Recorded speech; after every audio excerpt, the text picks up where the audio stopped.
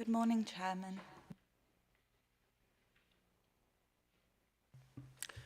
Good morning and welcome to this Environment and Economy Scrutiny Committee meeting here at Lincolnshire County Council. I am Councillor Ian Carrington and I'm the Chairman of the committee. Councillor Martin Griggs is the Vice Chairman. He's not quite with us yet until he joins. Our Scrutiny Officer will act as Vice Chairman. She is in the chamber, Chiara Hagianu. And indeed, here is the Vice Chairman joining us now in perfect time, minus about 10 seconds. Can I remind everybody that the audio-visual feed of this formal public meeting is being broadcast live via the County Council's website, and with this in mind, I would like to welcome members of the public and the press watching live wherever you are, whether you're watching it now or indeed later. There is no fire drill planned for this morning, so in the event of the fire alarm sounding, it will be a real one. We will need to leave the council chamber, those of us who are here in person, through the rear doors at that end of the chamber, and wait in the car park until further instructions are issued. And could I remind everybody to ensure that your mobiles, laptops, iPads or any other device is set on silent for the duration of the meeting. And for those who need it, the hearing loop is now activated and requests to speak will be collated by the Vice Chairman. That concludes the health and safety. So we can now move on to the formal agenda with item 1, beginning us with apologies for absence and replacement members. Thank you, Chairman. So today, Councillor Skinner will be replacing Councillor... Sorry about that. Councillor Skinner will be replacing Councillor Spratt today. Thank you.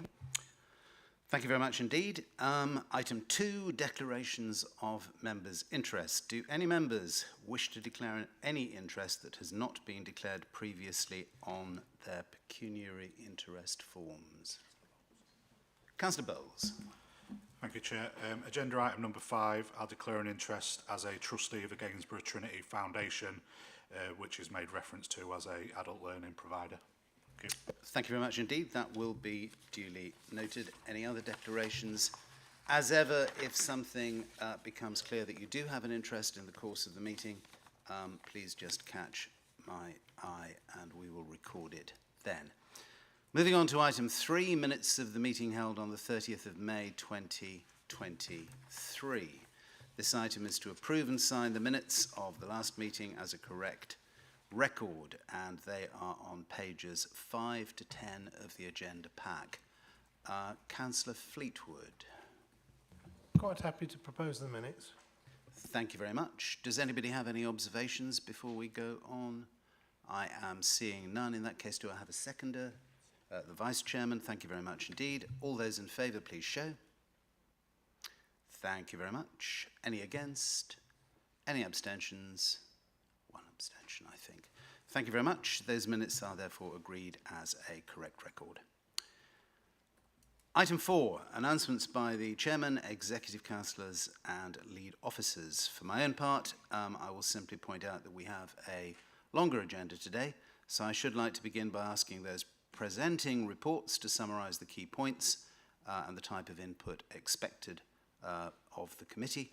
May I also remind members of the importance of succinct questions and concise contributions, but hopefully lots of concise and succinct contributions. So moving to Executive Councillor announcements. Do we have any announcements by Councillor Colin Davey, Executive Councillor for Economic Development, Environment and Planning, or supporting Councillor Tom Dyer, who is with us in the chamber? I believe... Yes, we are hearing that on the astral plane we have Councillor Davey. Good morning, Colin. Over to you. Good morning and thank you, Chairman. It is good to join you all this morning. I'm pleased to report that our latest economic data for business shows positive signs for the future, despite the current challenging economic situation, and that's most notably around inflation. Nationally, there has been improvement in measures for businesses. Fewer businesses are reporting inflation of goods and services or energy prices as their main concern.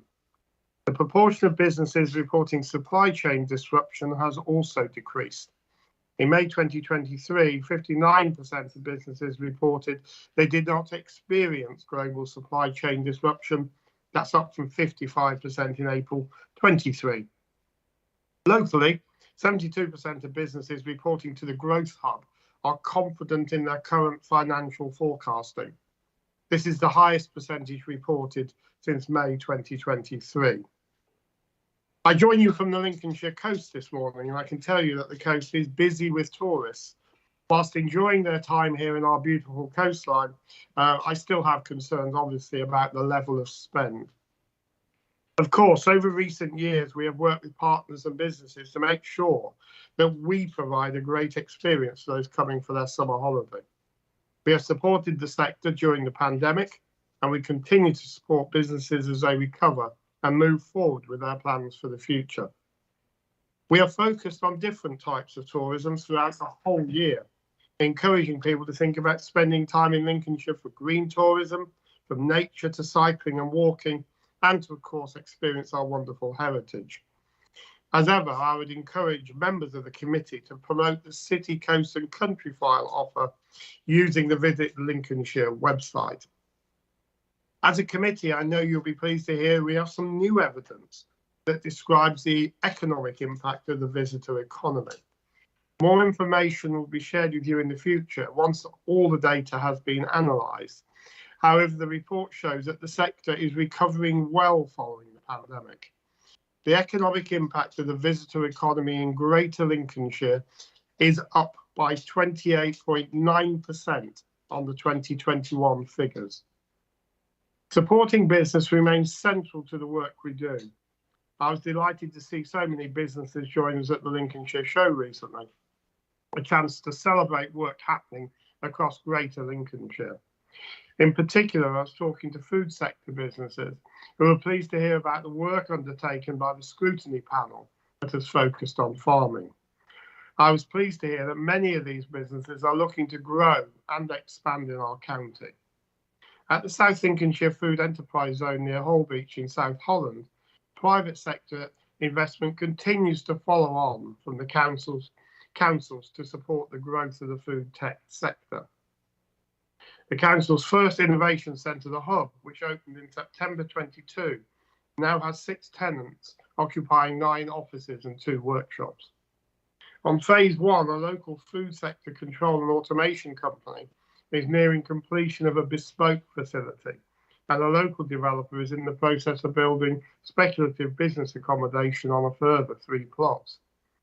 Interest in phase 2 also continues, and we are in advanced discussions with an innovative farming inward investor.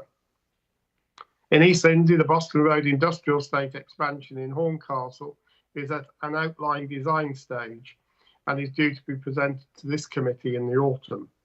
The current estate is at capacity, and there is demonstrable local demand for further space. In South Kesteven, the spatial reconfiguration of the Aventus Business Centre in Market Deeping is complete. The centre now offers grow-on space for expanding businesses and has responded to small businesses' new hybrid accommodation requirements by introducing agile co-working space for flexible and collaborative working for existing tenants and other local businesses. A relaunch event for Aventus is being held on the 19th of July, which has been attended by my support councillor, Councillor Dyer. Our European-funded business support programmes has now ended, and we're currently focused on embedding the new business support delivery under the Business Lincolnshire UK SPF Shared Service Programme. This incorporates generalist advisory support with specialist advice and programmes, as well as a business events and online workshop programme and a communications campaign. Much of the new service will utilise existing contracts and personnel, but there will also be some new offers for businesses which are currently being commissioned. 6 local authorities have confirmed that they wish to opt into the new service and have committed funding from their UK SPF allocations. They are the City of Lincoln, North Kesteven, South Kesteven and West Lindsey, alongside Rutland and North East Lincolnshire. Boston, East Lindsey and South Holland have opted out of the service and have decided to deliver a local business support solution. A decision from North Lincolnshire is still pending. That's my update, Chairman, and I'm happy to take questions on any subject, either in the report or ones that members may wish to raise. Thank you, Chairman. Thank you very much indeed, Councillor Davey. A very interesting report, and I was particularly pleased to hear your conversation about positive signs in the economy.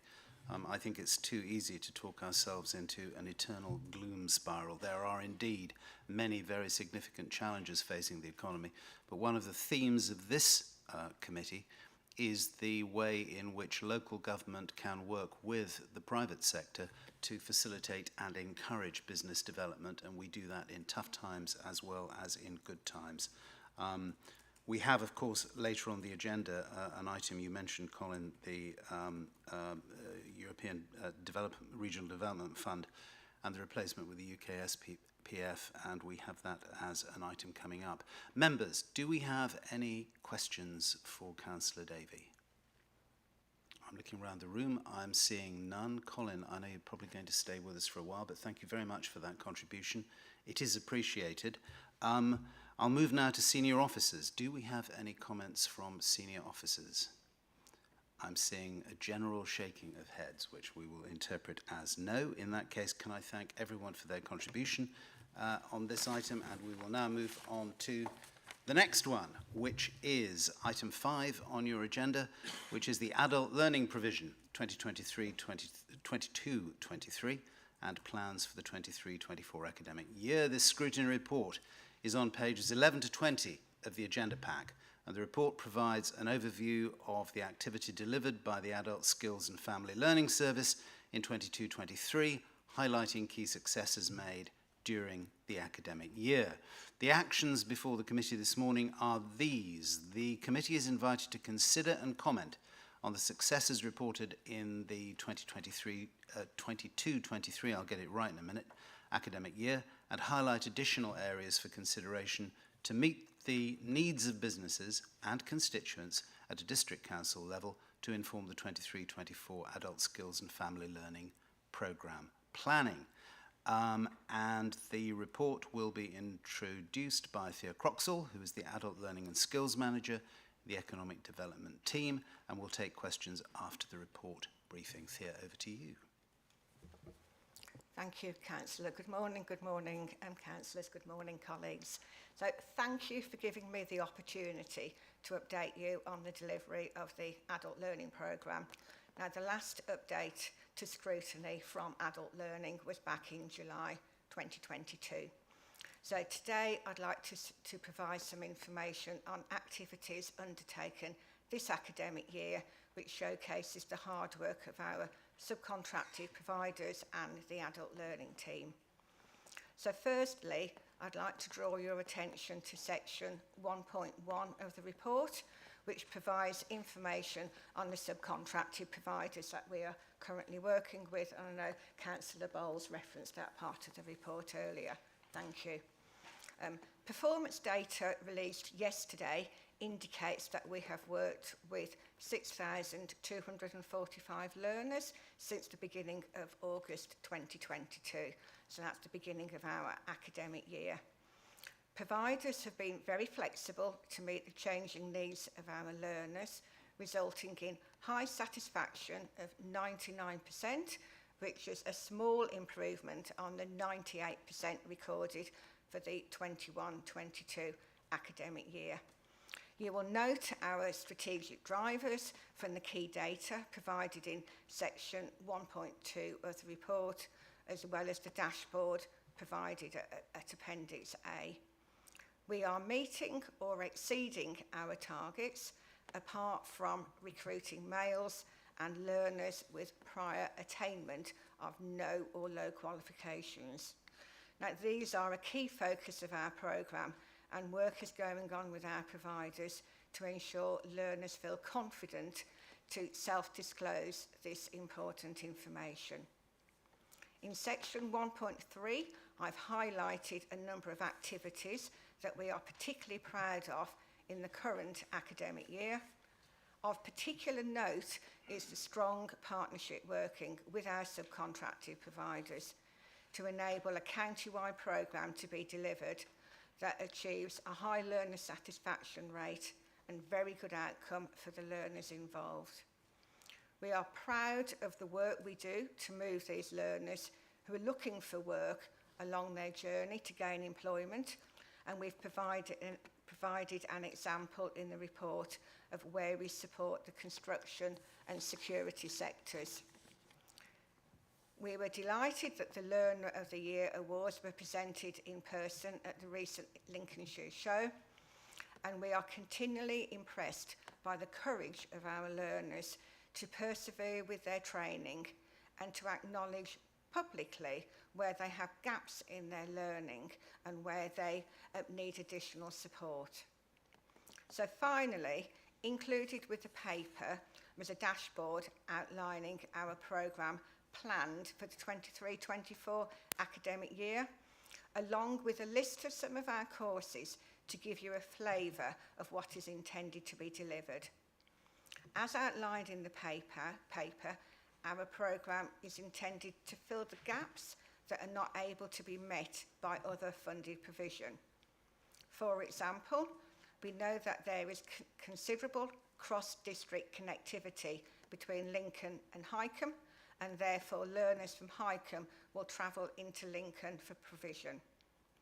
Similarly, Boston College and Steadfast Training receive their own funding to deliver in South Holland, which has resulted in only a small planned programme for this area, with investment being prioritised for other geographical areas.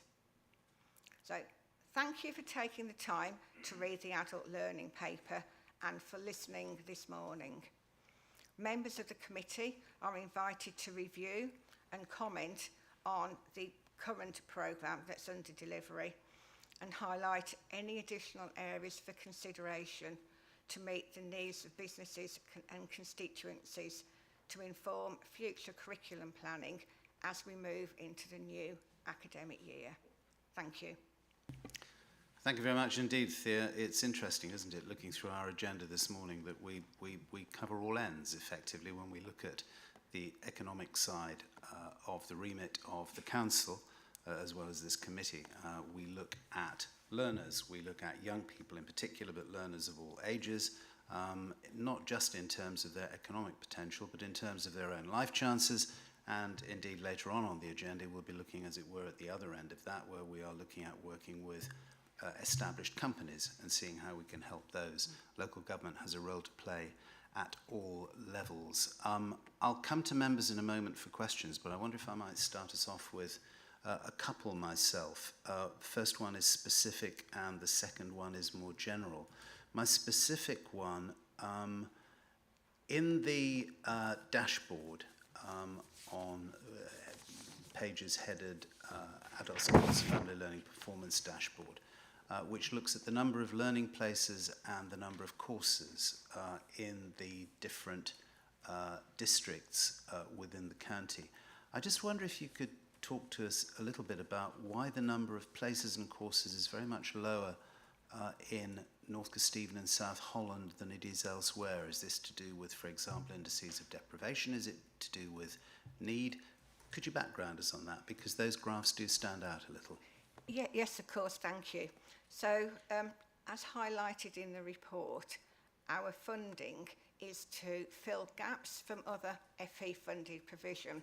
So we know, for example, that Lincoln College have a lot of funding to deliver places for people who live in Lincoln and in the North Kesteven area. And we know through the research undertaken that people will travel in from North Kesteven to Lincoln to attend those courses. Therefore, rather than duplicating, we would choose other areas to prioritise. Similarly, in South Holland, Boston College and Steadfast Training also deliver in those areas, have their own adult education budget funding, and it is important that we don't duplicate what they're already doing there and try and poach their learners. So consequently, there is a smaller programme, but we are in touch with Boston College and Steadfast Training, so we have that dialogue going on so that we know that residents of those areas do have the provision that they need to develop, as you were saying earlier, either for economic development, to get a job or progress in work, or for their own personal life chances. Thank you.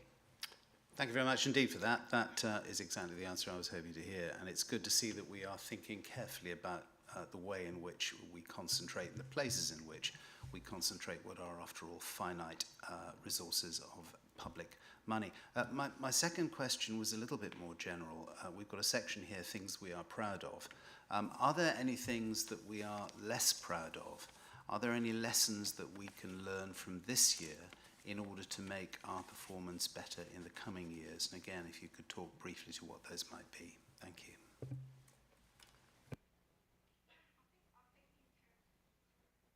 I've gone off. In terms of things that we could potentially improve on is around learner feedback. We trialled different methods of getting learner feedback, and during COVID we moved to an online route because we weren't able to talk to learners directly in the classroom. We found that the numbers of learners who are responding to surveys dropped. So a big focus of our work moving forwards is to get better at getting that individual learner feedback so that we can ensure we're meeting all of our learners' needs, and that we put on progression opportunities that will help learners to move, whether that's for their own benefit or whether that's for a work benefit. Thank you. Thank you very much.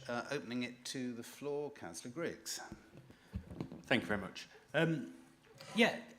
Going back to something the chairman said earlier, I think it was the chairman, about stuck in a doom spiral.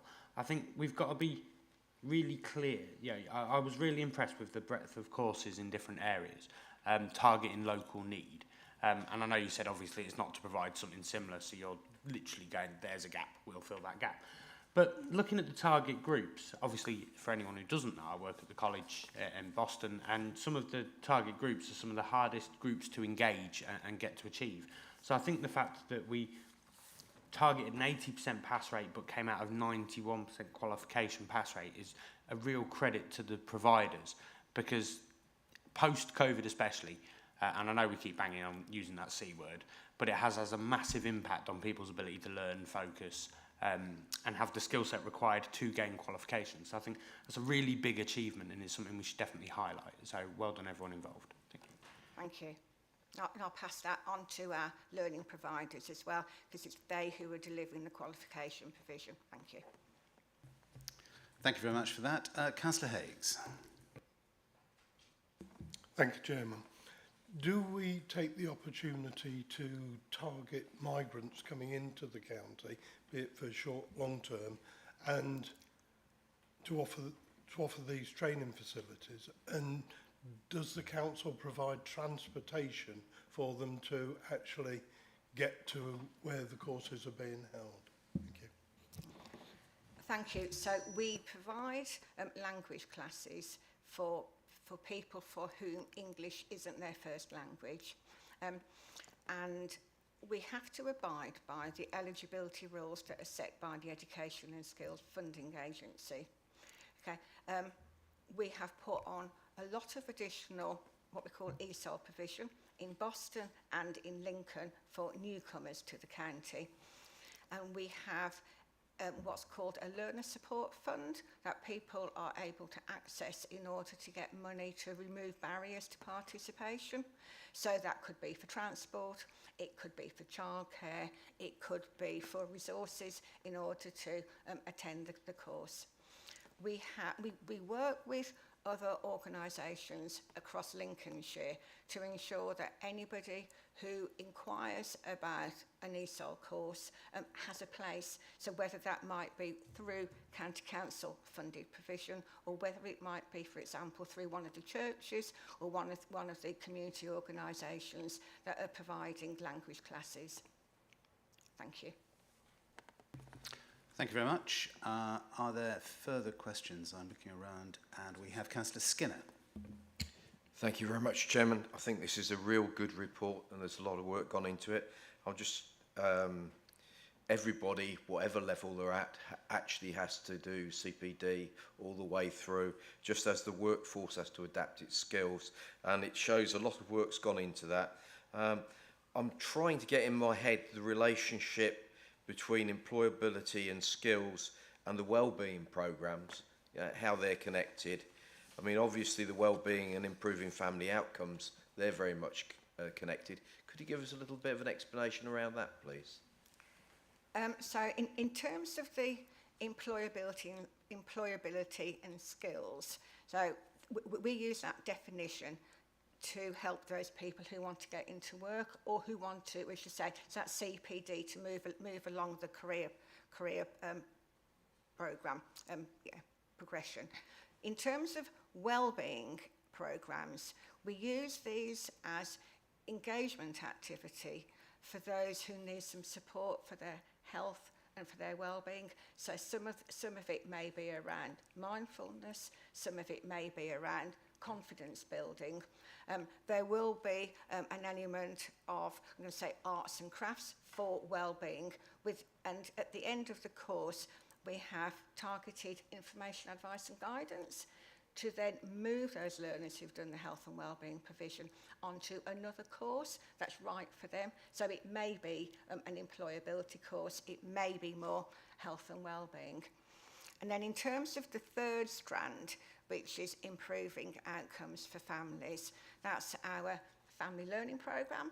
We deliver a lot of programmes in schools, working with linked teachers, targeting parents who don't have qualifications, who may have poor memories of their time at school. We use the child as a bit of a carrot, so come along and work with your child, find out about how they're being taught at school, and at the same time you can upskill, you can develop your own skills. And again, as with the wellbeing programme, there's information, advice and guidance at the end of the course so that they are aware of other opportunities through our programme. Thank you very much, Chairman. Every day's a learning day. Thank you. Absolutely right. Councillor Taylor. Thank you, Mr. Chairman, and good morning. Very interesting presentation. Good to hear this, and some interesting figures here. Particularly your last comment when you're speaking about parents learning from children. That's an interesting avenue to go down, and that's maybe in the future. Was it be possible for some more positive case studies? For example, those who have grown in confidence in career progression, or gone from unemployment to employment, or gained skills there to set up a business. It'd be interesting to hear those case studies and those figures, please. Yes, certainly. If you'd like, I can include some case studies with the minutes from today's meeting. Yeah, thank you. Yeah, that would be very good indeed. Yes, yeah. Please. I'm not seeing any other contributions from the floor. Can I join colleagues, Thea, in thanking you and the whole team for the work that's gone on in this area. It really is incredibly important that not only for the economic development of the county, but for the individual life chances of individuals, that we actually actively seek out people who need help to get on the next rung of the ladder. I think people tend often to take a very broad brushstroke view of the county. We are incredibly diverse, and there are areas which are not obvious areas where there is deprivation, where there are challenges, particularly in some of our rural parts of the world.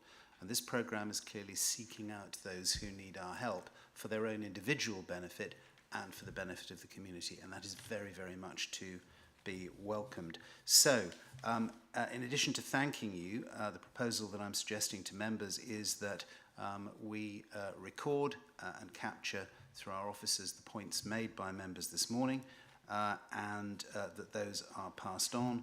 And subject to that, I move that the report be endorsed and that the committee's satisfaction be recorded on activity undertaken and reported for the 22-23 academic year. And I ask that those additional comments that we mentioned in relation to areas for consideration are captured to inform the 23-24 programme planning activities. Does anyone dissent from that? I'm seeing no dissent.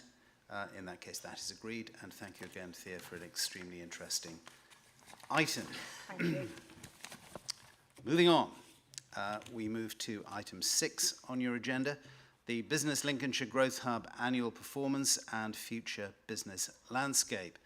This scrutiny report is on pages 21 to 34 of the agenda pack, and this report provides an update on activity delivered by the Business Lincolnshire Growth Hub and the activity of other business support delivery partners during the 12 months to March 2023.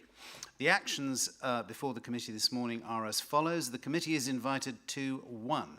Review and comment on the current progress and provide input to assist officers to plan future Growth Hub services. 2.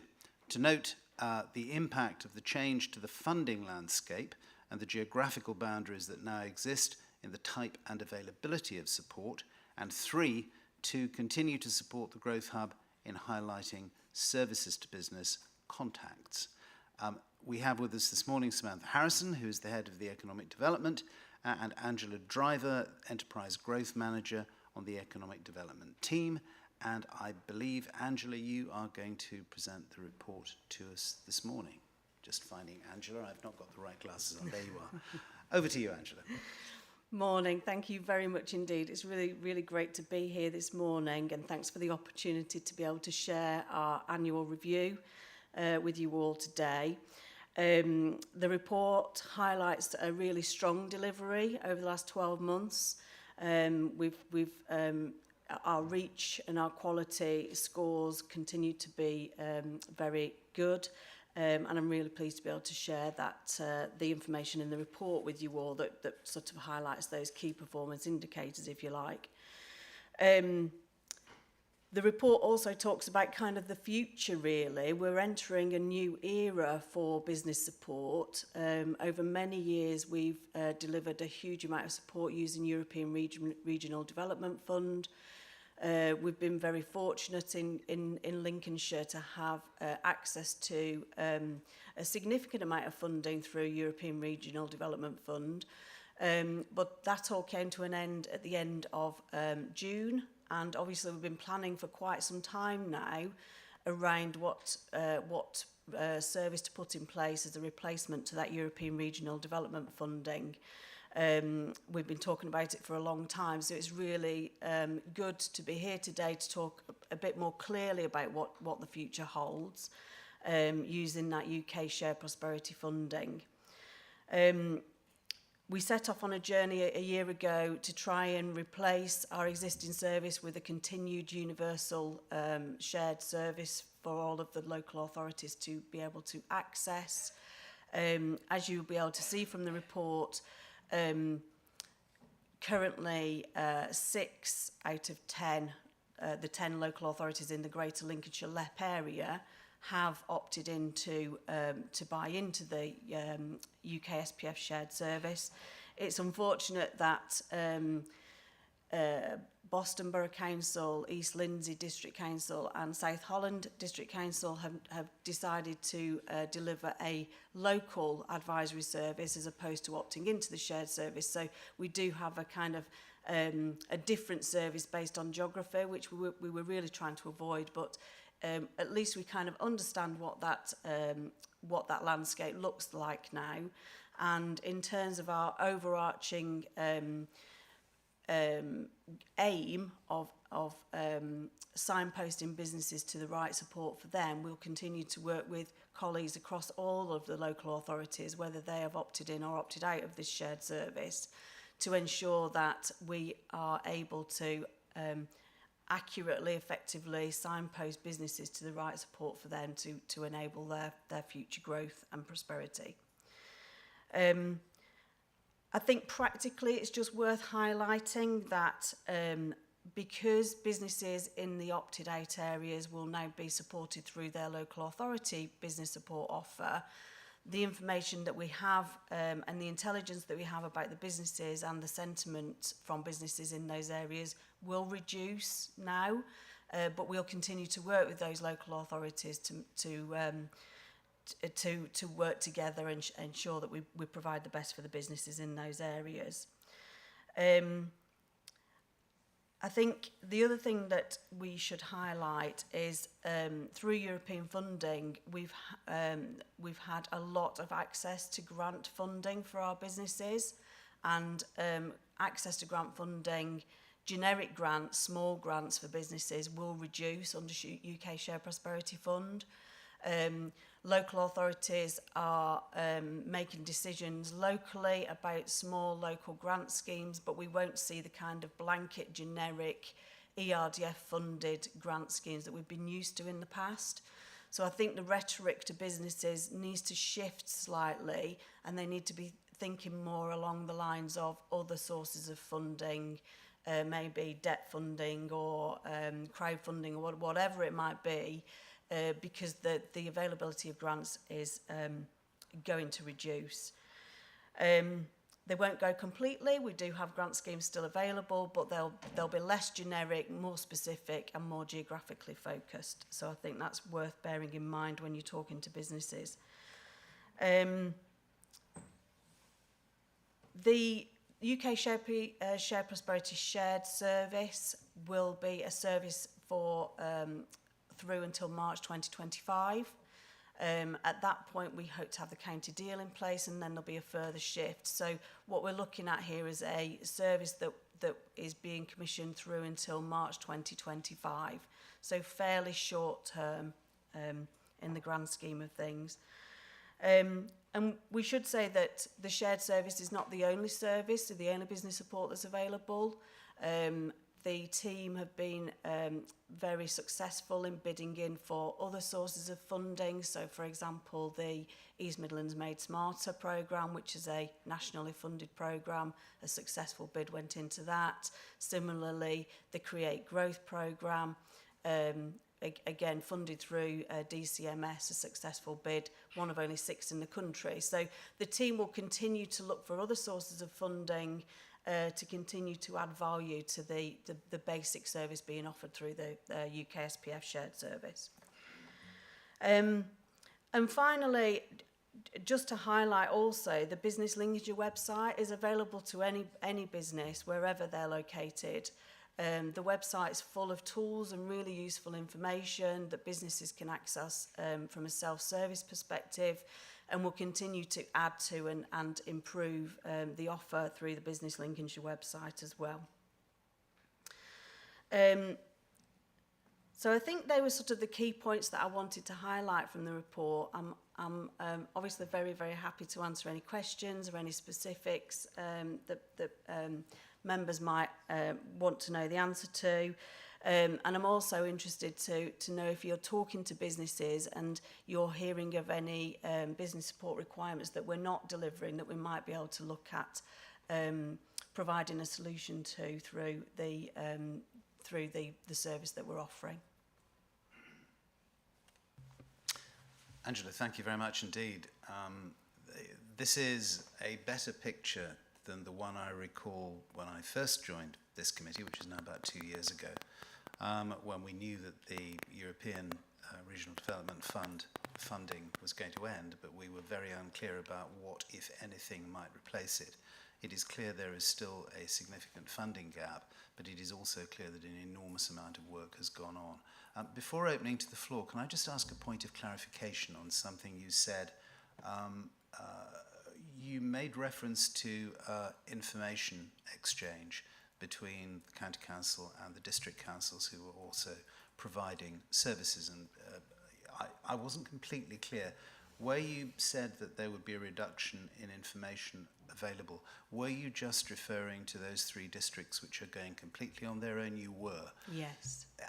So those districts who are going to contribute to a partnership with the County Council, but are also providing a standalone service and a standalone advice service, is it not possible to take at least the information sharing element of that cooperation and mirror it with our colleagues in the east of the county to make sure that there is some central point where the picture is clear, rather than the potential? I'm just concerned about the potential for everything fragmenting and everybody operating in little silos, and that is just going to be less effective. And absolutely, we're that's a significant concern of ours as well, and we're very keen to work with partners in the South East Lincolnshire Council Partnership to try and ensure that we don't have those gaps and silos open up.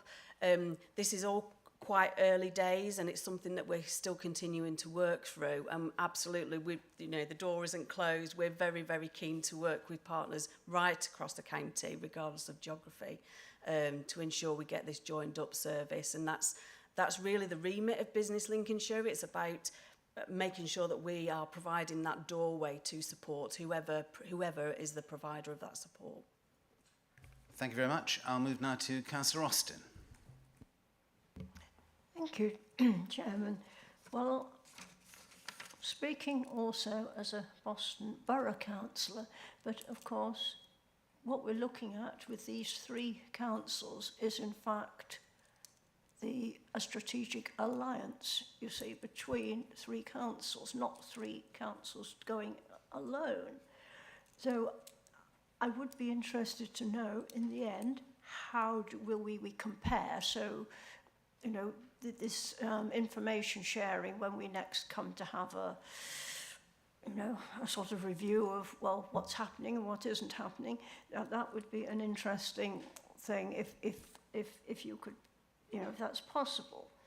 Now, of course, one thing that the Alliance has discovered is that together we can get much greater funding than certainly a small council like Boston ever will. So we have our own benefits in our minds, or I'm only saying our minds because I'm in no position, I'm just a bog standard member of the council. But you're talking about the funding, the RDF funding for whatever its latest, the UK SP. No, I can't get my tongue around it, sorry. The UK Shared Prosperity Fund, anyway. If that is going to be reducing,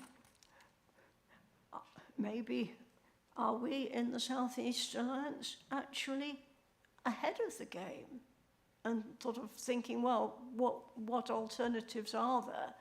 So these are just hypothetical questions, but I think I would like to see us, we haven't had devolution yet. We're still a county council with two bits stuck on the top.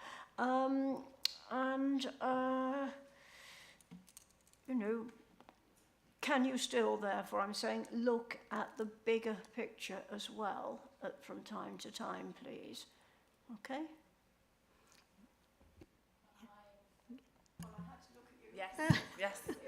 Yes, no problem at all.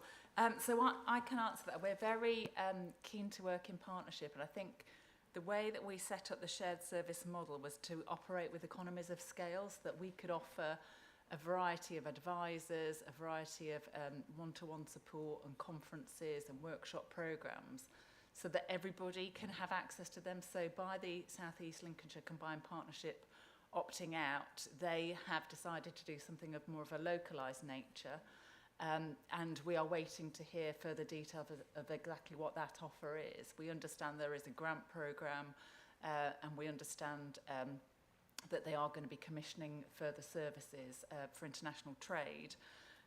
For us, we're saying that if there is an opportunity where they want to come in at a later date, we are very open to that. We do not want to preclude anybody.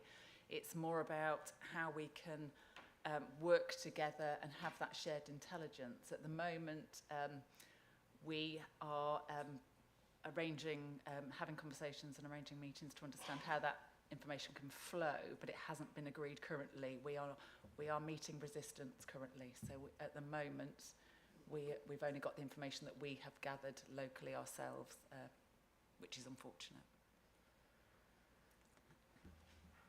May I just... Would you like to come back, Just come back with a supplementary question. But as I looked through even the dashboard of the previous item, I realised how tailored many of these things are to the local circumstances. And we've got here, well, two particularly, I think.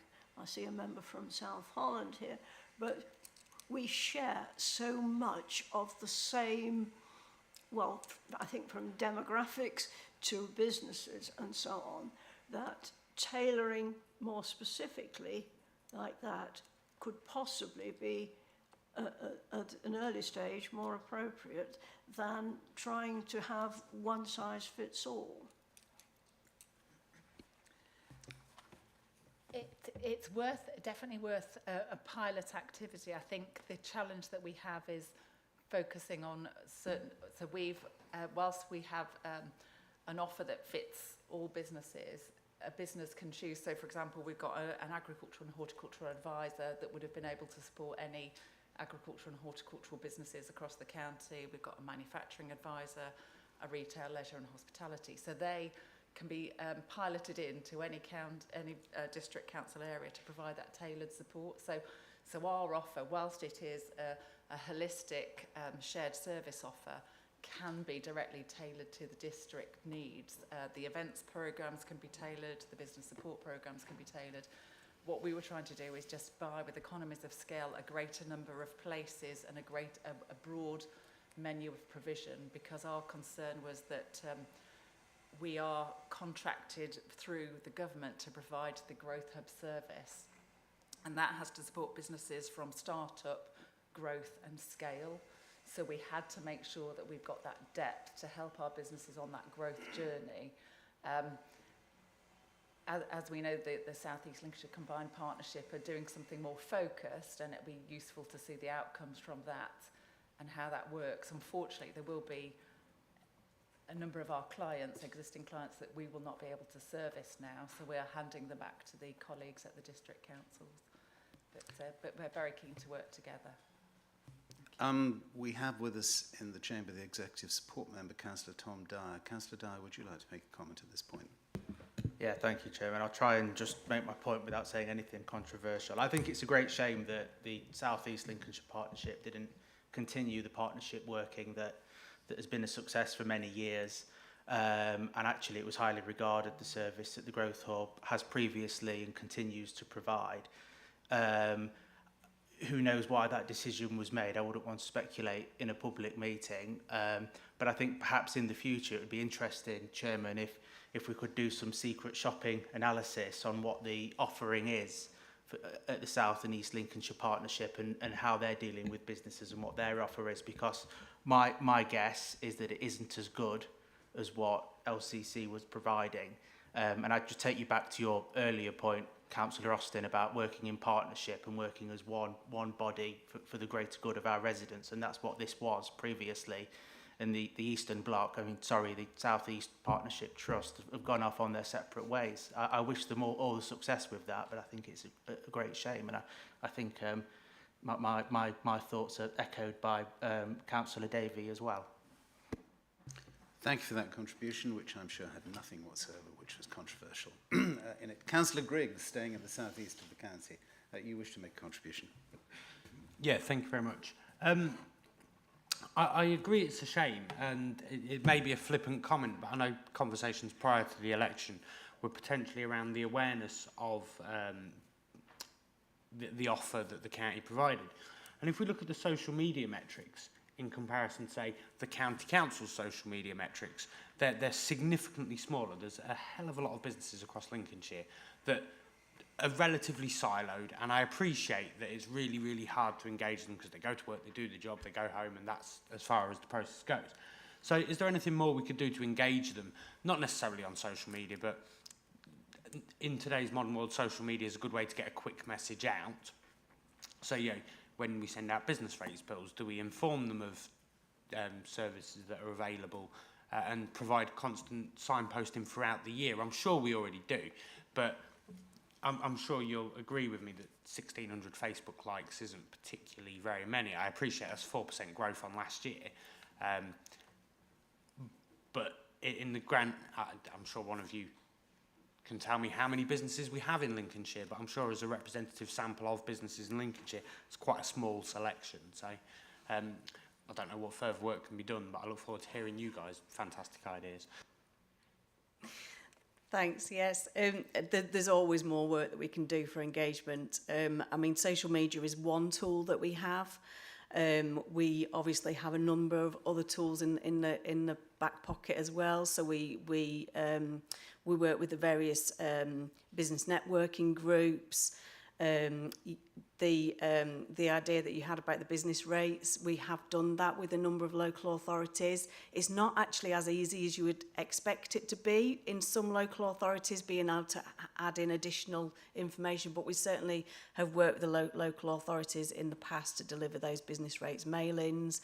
And as we move forward through UK Shared Prosperity Fund, and we have a closer a kind of partnership with the local authorities, I think there'll be much more that we can do to try and drive that engagement. Facebook is particularly low, but it's not a particularly business-facing platform. Traditionally, Twitter, for whatever reason, I'm not a social media guru, but Twitter seems to be the platform where businesses do a bit more business with each other. And we've seen a huge uptake in engagement through the LinkedIn platform as well.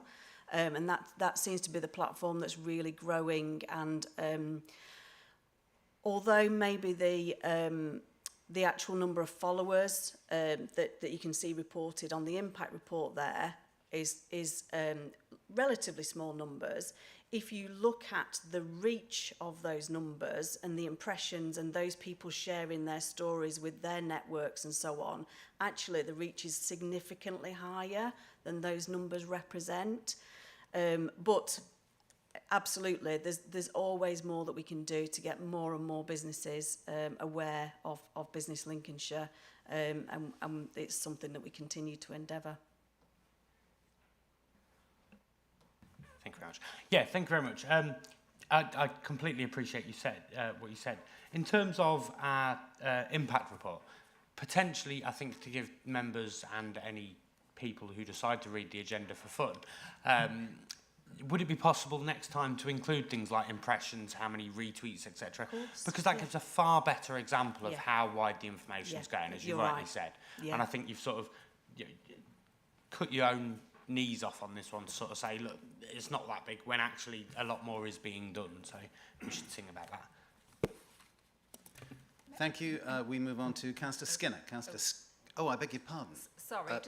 It is the old thing. Is it the reading glasses or is it the distance glasses? My apologies. Samantha, please go ahead. Just going to add to what Angela said. The other thing that we do is utilise the social media vehicles. So we utilise the county councils, the LEPs, Team Lincolnshire's, Visit Lincolnshire. So anything that to get further reach, we do piggyback on the back on, because we realise we've all got different businesses that we engage with. So there isn't just kind of one mechanism that we do use. And moving forward, we'd seek to extend that further. So thank you.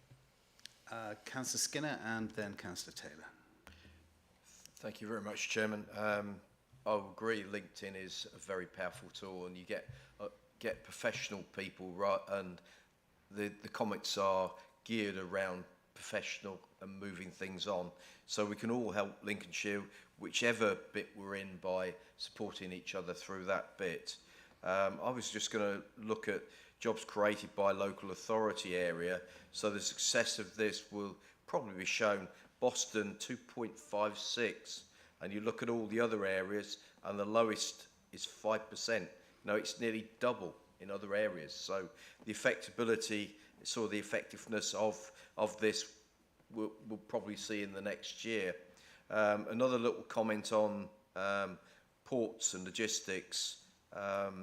Obviously, Boston College has its own logistics centre, and there's quite a lot of growth in that area. It's obviously doing training for people with buses and HGVs and other things. But the town deal and the Levelling Up Fund has been quite active in encouraging the local port and the growth of the local port. Even the Rotterdam link, which had been dead for quite a few years, I was quite actively encouraged by that being engaged, because while the town has a successful port, and it's quite important that is for UK PLC, That really does need to be moving on.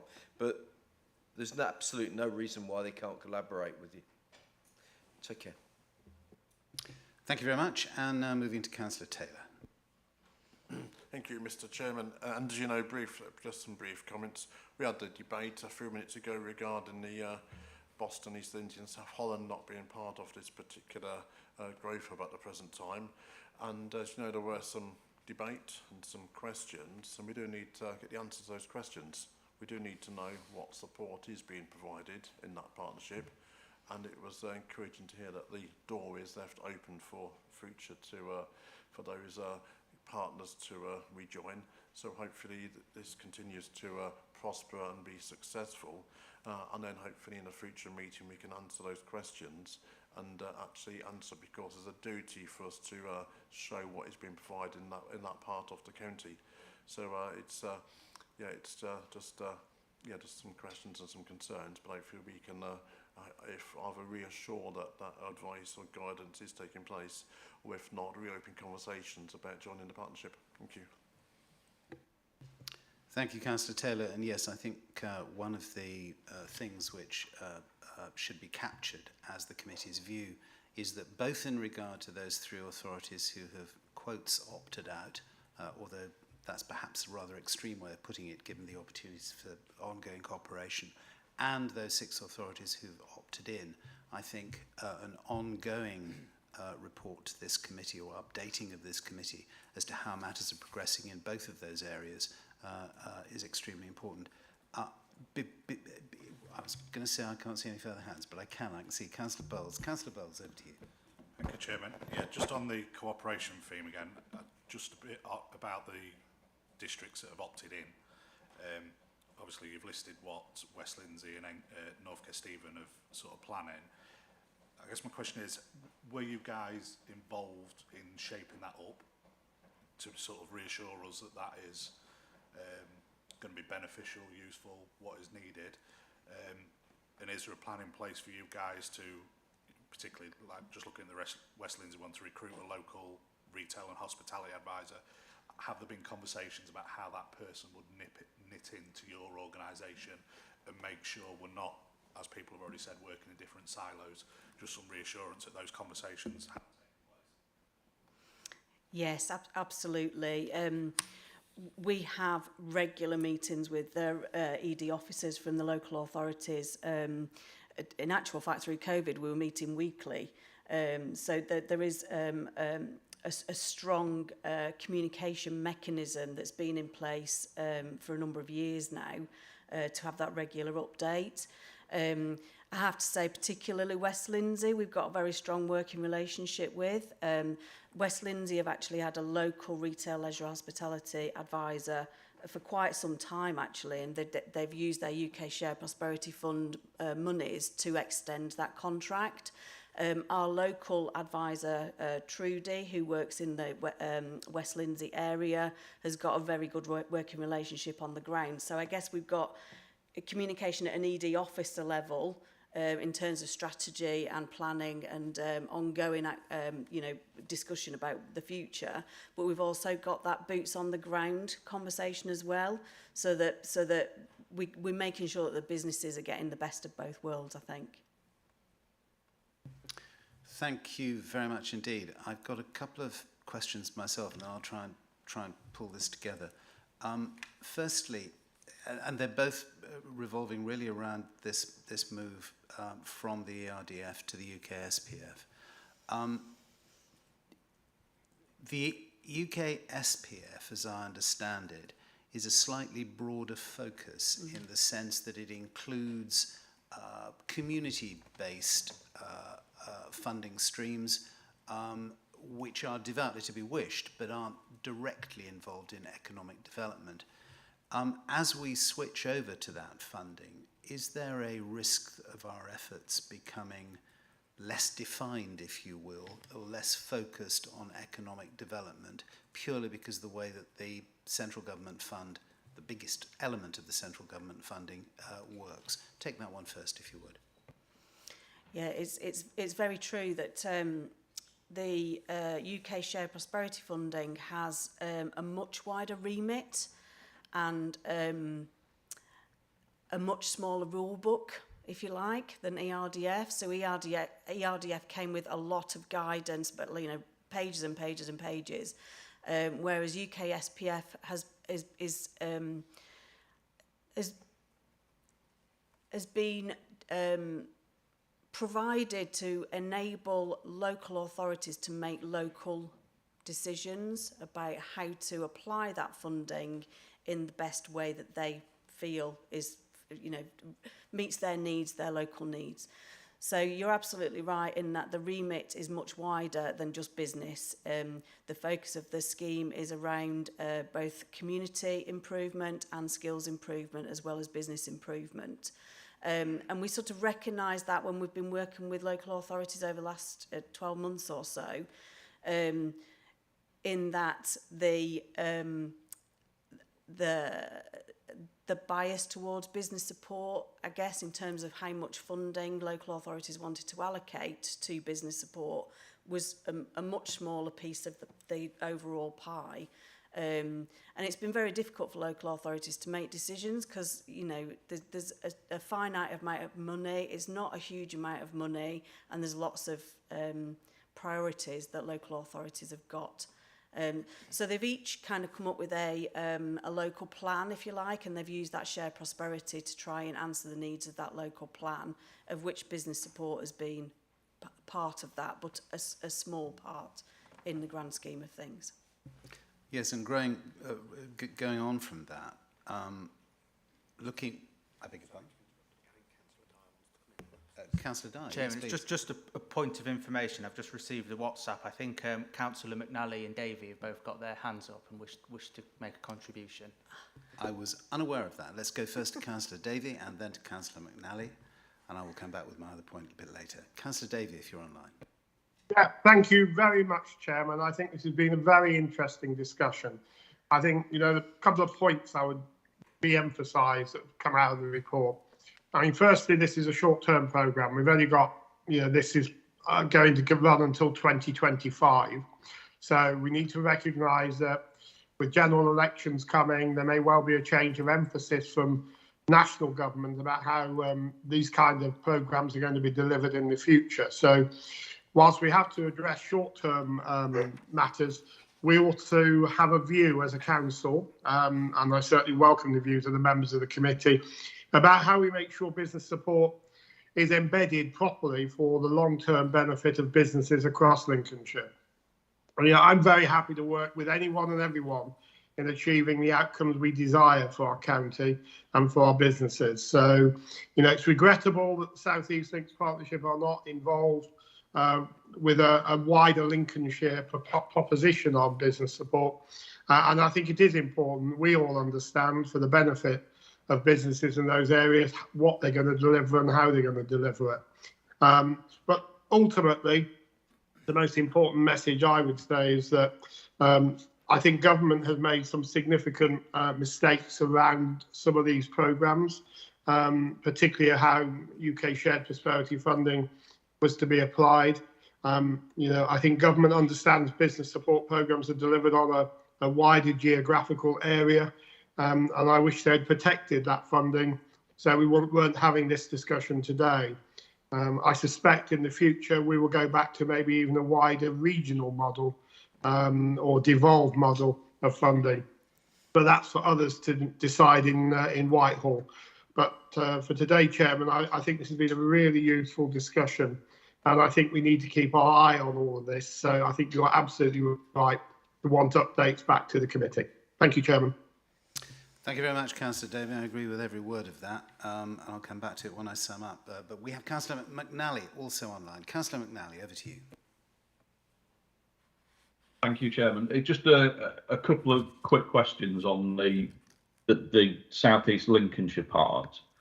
Did the Business Lincolnshire Growth Hub have to put a business plan together for that partnership? And if you did, what their outcomes, was it the same as what you've provided in the past?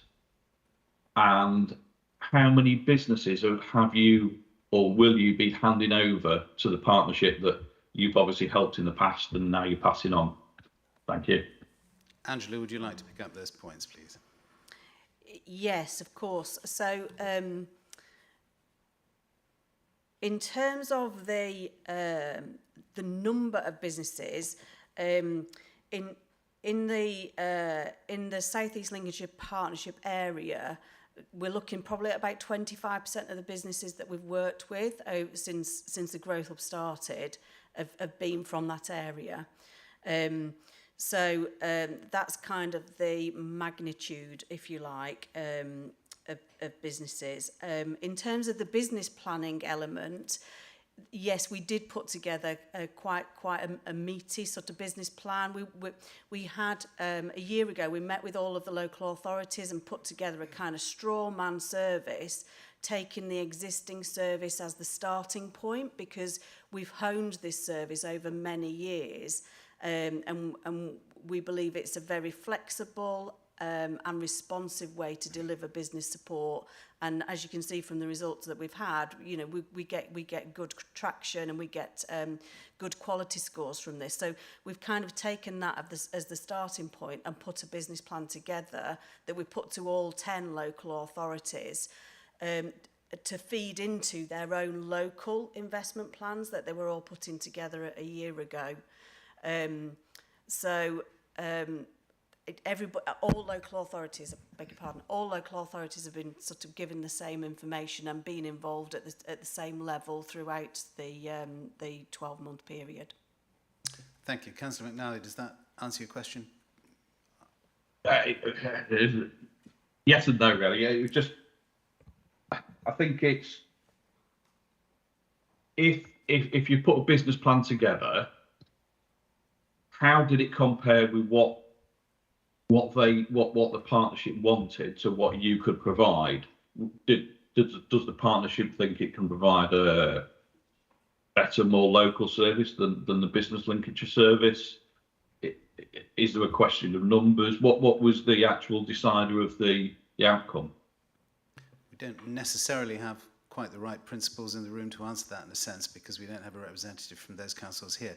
Samantha, would you like to contribute? Yes, certainly. So we did put in an application as per their process. We put in an application for the Growth Hub through their UK Share Prosperity Fund operations. And our feedback was they had quite a number of business support applications and we're working through them, and ours wasn't prioritised as a route to go forward. So we weren't given feedback necessarily on whether it met their criteria or not. But in terms of the application process, we responded to the prospectus, so they were clear in the prospectus what kinds of support they were after, and we did tailor the application to meet that need, but it was within the shared service model. So, thank you very much for that, Samantha. I will now try and just pull a few things together. I won't ask the question. Well, I'll tell people what it was. I'm not going to put it to officers because I suspect it's unanswerable, and that was simply, what is the impact in the reduction in the overall quantum of, in particular, grants, but overall assistance, and how do we assess that? And of course, in a sense, that is a moving feast, because we are out there in a live situation bidding to increase the amount of money beyond the UK SPF, which of course is finite. And I would imagine that that is another of the problems, in that we are moving to shorter and shorter term sources of funding for what is a long-term operation, and that is an uncomfortable fit. But I think all of the points which have been raised by members this morning, we've had a very good debate, will be captured. But I think that if I can pick a particular theme, I don't think that is a formal fire alarm, because it has suddenly stopped. We'll plough on and take a risk. It was about half a second.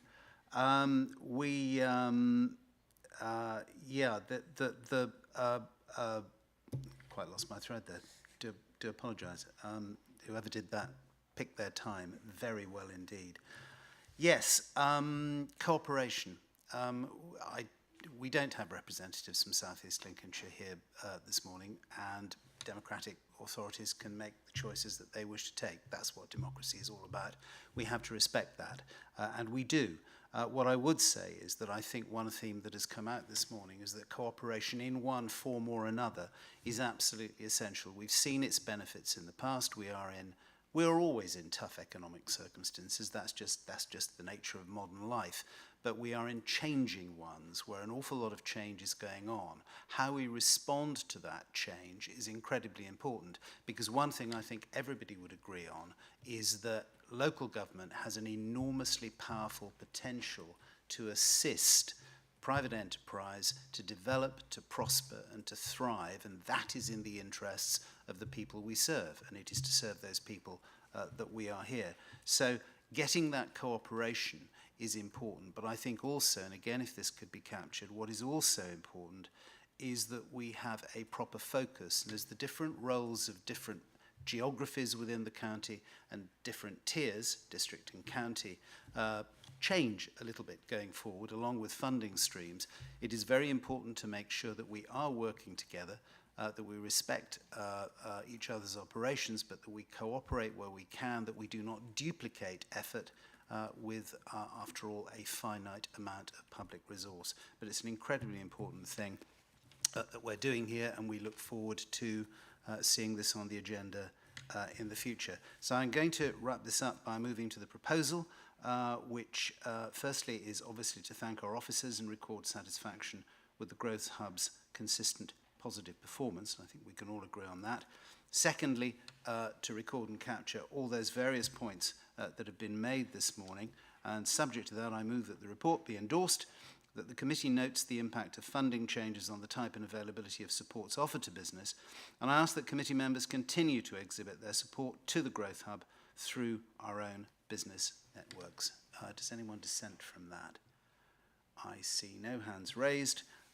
Therefore, thank you very much. That is agreed, and thank you, Samantha and Angela, for an excellent item on our agenda.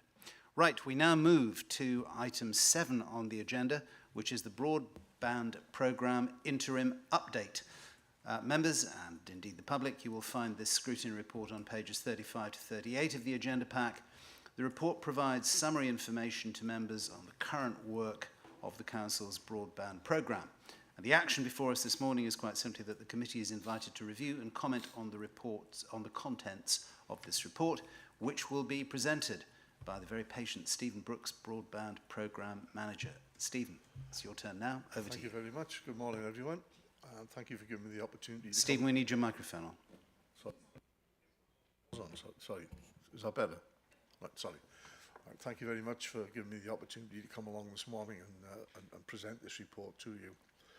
Things have moved on significantly over the past few years, and we now look at several different aspects to the broadband provision across the county. So what I'm going to try to do is go through each of the various aspects of what we're doing at the moment and try and give you an update on where we are with that. So starting off with the contract 3, as we call it, which is the contract we have with Quickline Communications.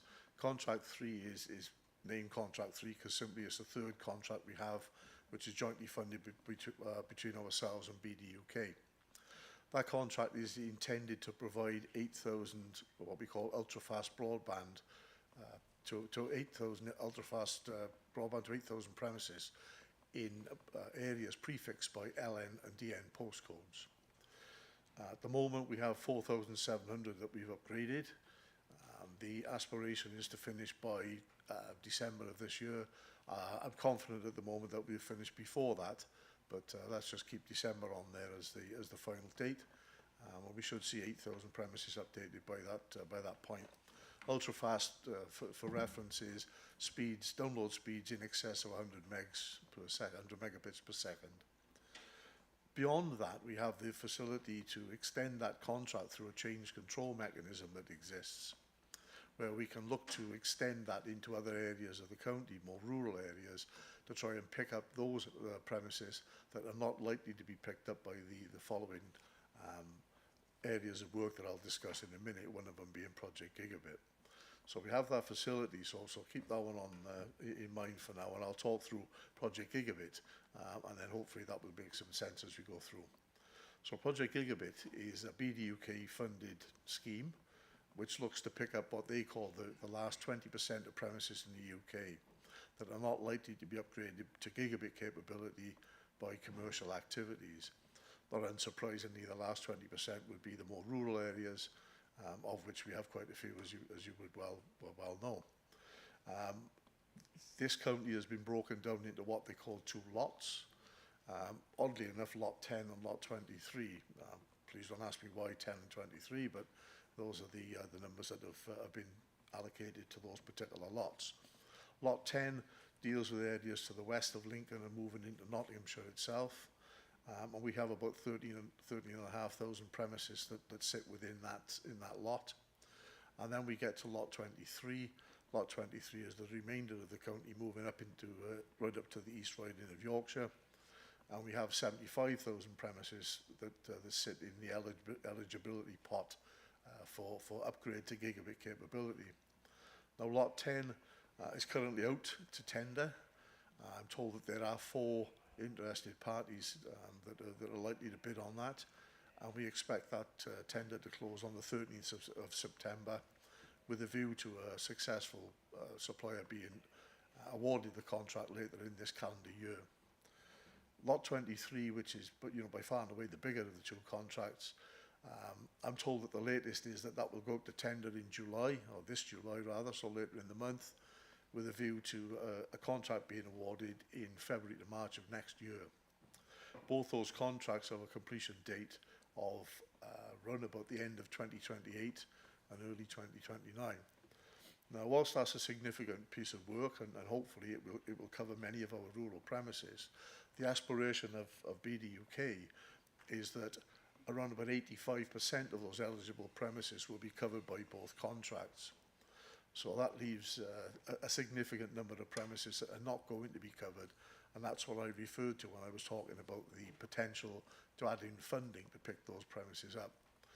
Now, one of the things that will stop us doing that, or will likely hamper us doing that, is BDUK's current insistence on only allowing funding to be used on things that are deemed to be gigabit capable.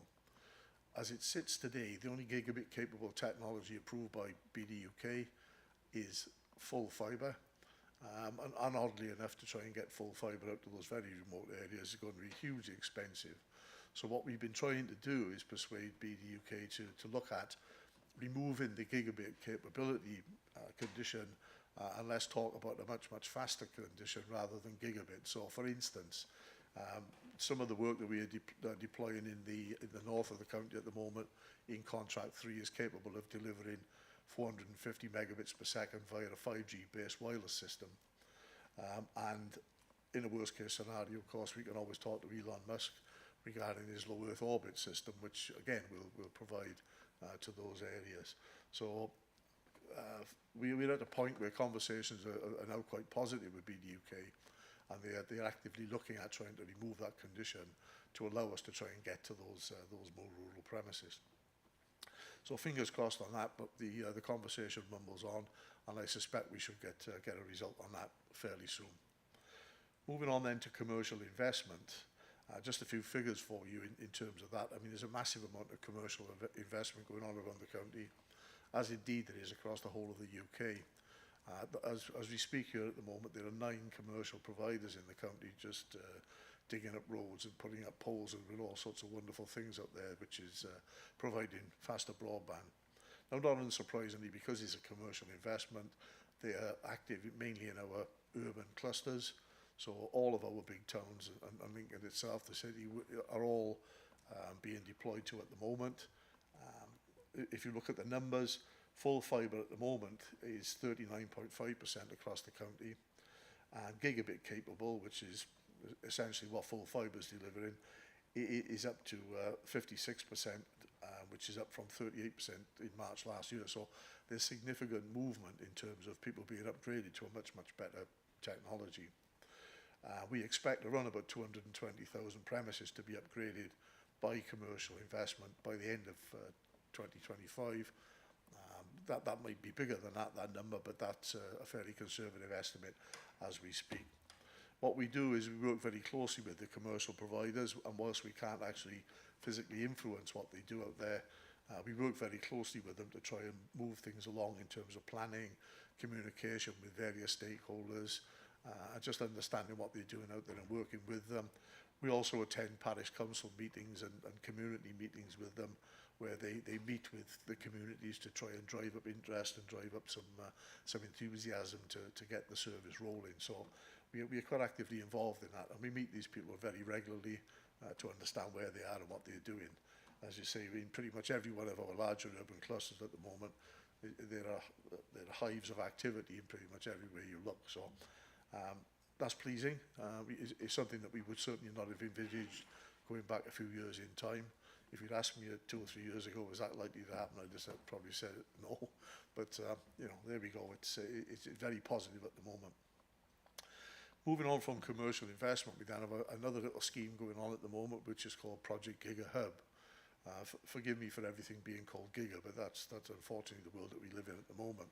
So Project Giga Hub basically is a scheme where BDUK, the government, fund the provision of a fibre to a commercial building in a rural area. So schools, blue light services, doctors' surgeries, etc., etc.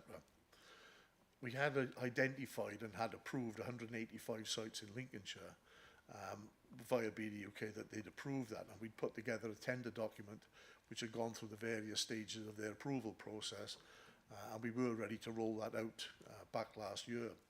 Unfortunately, and for reasons that we still can't understand, BDUK decided not to do that and rather amalgamate that project into a bigger Midlands driven project via the Midlands engine. So unfortunately, as a result of that particular activity, the number of eligible premises, or the premises that will be upgraded in this county, has now moved down from 185 down to 62. The basis of that is that they think that the other premises will be picked up via Project Gigabit. They may well be, but there's no certainty to that. And why we wanted to move Project Giga Hub forward was simply because we felt that in doing that we would guarantee fibre to those premises much sooner, rather than later or potentially not at all. So that's ongoing. The tender is coming to an end for that particular piece of work, and we will find out in the next couple of weeks who's won that tender, and then we will see what their deployment plan is, such that we'll know which premises are going to be upgraded, and when. And then the final bit is the Rural Gigabit Voucher Scheme. This has been around for quite a while. It's currently on hold by the government while they consider what premises are going to be covered in Project Gigabit. But the Gigabit Voucher Scheme used to be a scheme where eligible rural premises could pick up £1,500 as a residential premises and £3,500 as a rural business. That's now been changed, and both business and residential premises can now pick up £4,500 per premises. So that's a significant jump in money. Now, one of the things that we are trying to do is there are a number of schemes that have already been approved by BDUK before the temporary embargo was imposed. And what we are trying to do is work with suppliers out there to meet with communities and try and drive up interest. So we've been active in a number of meetings of late, and I'm pleased to say that those schemes are moving along very positively. So there are several thousand premises involved in those areas, and they are moving very, very positively. It's hoped that scheme, as soon as Project Gigabit is announced and the deployment plan is known, it is hoped that that scheme will be resurrected immediately and we can take advantage of it. Why do we like that scheme? Well, the beauty of it is that if a community signs up, enough people in a community sign up to the voucher scheme, then the supplier is obligated to complete within 12 months. So if we can get everybody to sign up today, then in 12 months' time they all have full fibre. So that's why we're keen on that one, because it's something that essentially is a freebie from the government, and we are trying to encourage people to do that. So that's pretty much where we are with the broadband at the moment. Thank you. Thank you very much indeed for that very, very interesting report. Broadband is not simply about downloading the latest movie without any buffering. Broadband is the absolute artery of rural economic development, and it is just so essential. I've got a number of questions, but I'm going to go first to Councillor Fleetwood, who I think was first with his hand up. Thank you, Chairman. I like the sound of all these gigabits and things. It's wonderful stuff. Except, unfortunately, there's still large tranches of Lincolnshire where there's no such things as gigabits. There's things called not spots. And not spots, I represent my divisions just east of Lincoln, and I seem to have, I think, probably as many not spots as I do people connected to the internet. I have settlements, I'll name one, Stainfield, where it's a hamlet. There is virtually no broadband availability there. Yes, Southbury has been connected, another village I represent, through the latter scheme, where people have signed up and spent a lot of time and trouble, their own trouble, to get things motivated and move forwards. But it's unfair. It's very unfair for people within the county, residents within the county, who have to go to an awful lot of trouble to get what I've considered to be a fairly basic function in life now. It's wonderful that we are starting to see lumps of the county being covered. 5G isn't there for many, and I mean, a lot of people are carrying phones around that give you 5G technology. In Lincolnshire, you just don't see it very often, if at all. We just seem to be behind the rest of the world with this, and we do need to move on. Somehow there needs to be a level of focus put on it that does bring people to account, that does bring things forwards. I talk just in terms of my own area, but I know that if you go further over into the Wolds, the issues are still the same. If you go further north, issues are the same. If I go back to the wonderful village of Stainfield, one half of the hamlet, you can just about squeeze quicklime because you can just about see the cathedral, but it's in this place called the Limewoods, and Limewoods being part of Lincolnshire. And the Limewoods, with trees there, basically limit the sight of satellites, and you just cannot get a level of connectivity. Topography falls very much into what goes on, and there really does need to be something in the level of infrastructure put into place. So we need to be bashing the drum harder and ensuring that some level of service is delivered to people who are still using, dare I say it, a wet piece of string and not quite a soap on it, a piece of soap on it, but a modem on it. We've just slightly moved on from the big ears connectivity, but you're still in the level where connectivity is very, very poor. Any comments, Steve? Steve? Yeah, certainly. Yeah, thank you. I take the point that there certainly are some areas that where coverage is poor in terms of where we are with the rest of the UK. Then we are very similar to a lot of rural areas, much the same as us. I mean, unfortunately, as we said earlier, the commercial providers have all gone for the low-hanging fruit. You know, we are trying as much as we can to try and get to these more rural areas, but obviously we are limited by funding. Project Gigabit would appear to address that, or look to address that, and I think when that kicks off, then you know that game changes slightly. But up until now, it has been a case of having sufficient funding to get to all of these areas. You know, if you look at it logically, where we were some time back when we had a pot of money, it was a case of where do we allocate that funding to, and it's really a case of trying to deliver as many premises as possible. So what we did in the rural area was look at the larger rural clusters and try and get a bigger bang for the buck.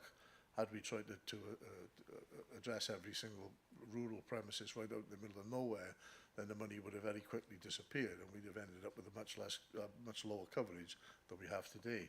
I do think that Project Gigabit will go quite a way towards it, and I think what we are trying to do as well is to establish the premises that will not be covered by Project Gigabit, such that we can use the funding that we have to deploy to those areas at the same time as Project Gigabit, rather than following on from Project Gigabit. So as soon as we see those deployment plans, we'll know where we need to go. And we know that we'll see the deployment plan, for instance, for the big contract project, Lot 23, we'll see that in around about February, March next year, and we're already gearing up to be able to start moving into the areas where that's not going to cover. Councillor Fleetwood, you wanted to come back briefly. It all sounds very wonderful, but unfortunately the areas I'm describing to you are typically areas within 10 miles radius of Lincoln. And we're not talking about being in the outback, we're not talking about being in the middle of Siberia, we're talking about being within 10 miles of the main city, the main population centre of the county. Really, it is a pretty poor performance. Yes, and I can endorse that, because the one thing I would say to members, both those present and those not present, is if you have circumstances in your division where there are companies who are suffering from lack of access to broadband, do contact Stephen, because I did that very thing a couple of years ago. And again, I won't name the site, but it is a small industrial park, very successful one, within sight of the cathedral. Where I won't say it was a complete not spot, but you often get this situation where you have got technically broadband, but it's running 1 to 2 gigs. It's simply not the kind of level which is meaningful. Sorry, 1 to 2 megabytes, which is meaningful to allow businesses to operate. In that particular case, Stephen and his team were able to resolve the situation. In fact, I need a word with him after this meeting about another similar situation. So things can be done, but there are too many not spots, there are too many half spots, there are too many places which are being restricted. Do we have further comments? Councillor Griggs. Yeah, thank you very much. One comment and then a question that sort of popped into my head, so forgive me if it's not well formulated. I was pleased when you said about trying to get the condition removed about getting gigabyte internet, because I think, as members of the committee have alluded to, when you get in 1 meg download, a 450 meg download is a massive improvement. I do find it quite interesting that I'm teaching students how businesses might use AI in the future, and yet we're still on about can we get internet. So it's a bit of a contrast in, AI can do this, but you can't access it because you've got dial-up. My question is, you said something that sparked my memory of one of the first meetings of Environment and Economy Scrutiny that was on, where we were on about internet and trying to push out, I think it was 100 meg broadband at the time. And then obviously these projects have come along pushing for gigabit internet. Are we going over the same areas that have already gone over for the 100 meg rather, 100 gig would be fantastic, wouldn't it? 100 megabyte internet, or are we still looking at places that, as Councillor Fleetwood said in his patch, not spots, that have beyond limited access? So what's the remit for those that are eligible for gigabit in contrast to what they were when it was the 100 meg broadband? Sorry, I hope that makes sense. Yeah, and also, thank you very much for the report and your verbal report alongside it. I think it was really, really in-depth, and I had quite a few questions I wanted to ask that I no longer need to because you thoroughly explained everything. Thank you. Yeah, it's a combination of two things in answer to your question.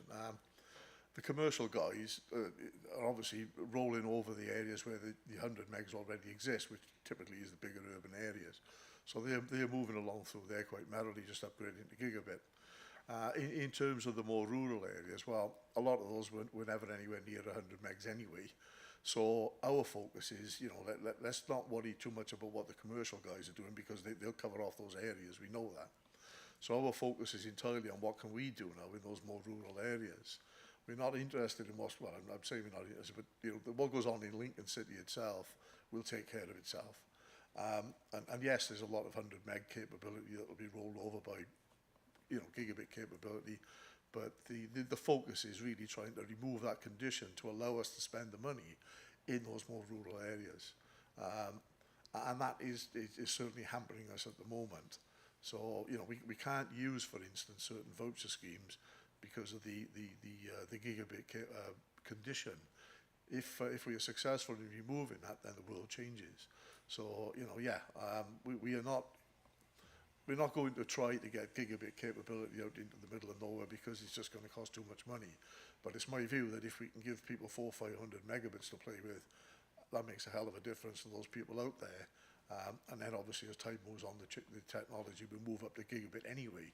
But it is a case of, let's try and give those people out there something workable at this point in time, rather than leave it until right at the very end and then see where we are then. So we are actively looking at identifying, where we can go with that, and trying to get that condition removed.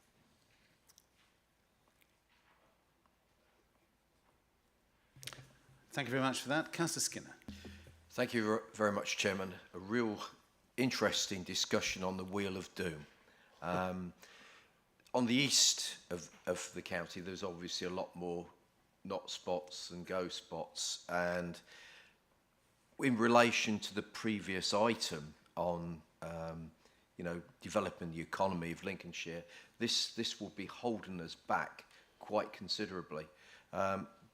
Couple of bits. Firstly, the commercial companies like Lightspeed and Up and people like that, are you working with them to push broadband out into those areas that are, sort of very difficult? And then Councillor Fleetwood actually mentioned 5G. It sounds very nice, but I went to a parish council meeting last week and it was very emotive because the previous people that were at the borough had objected to it.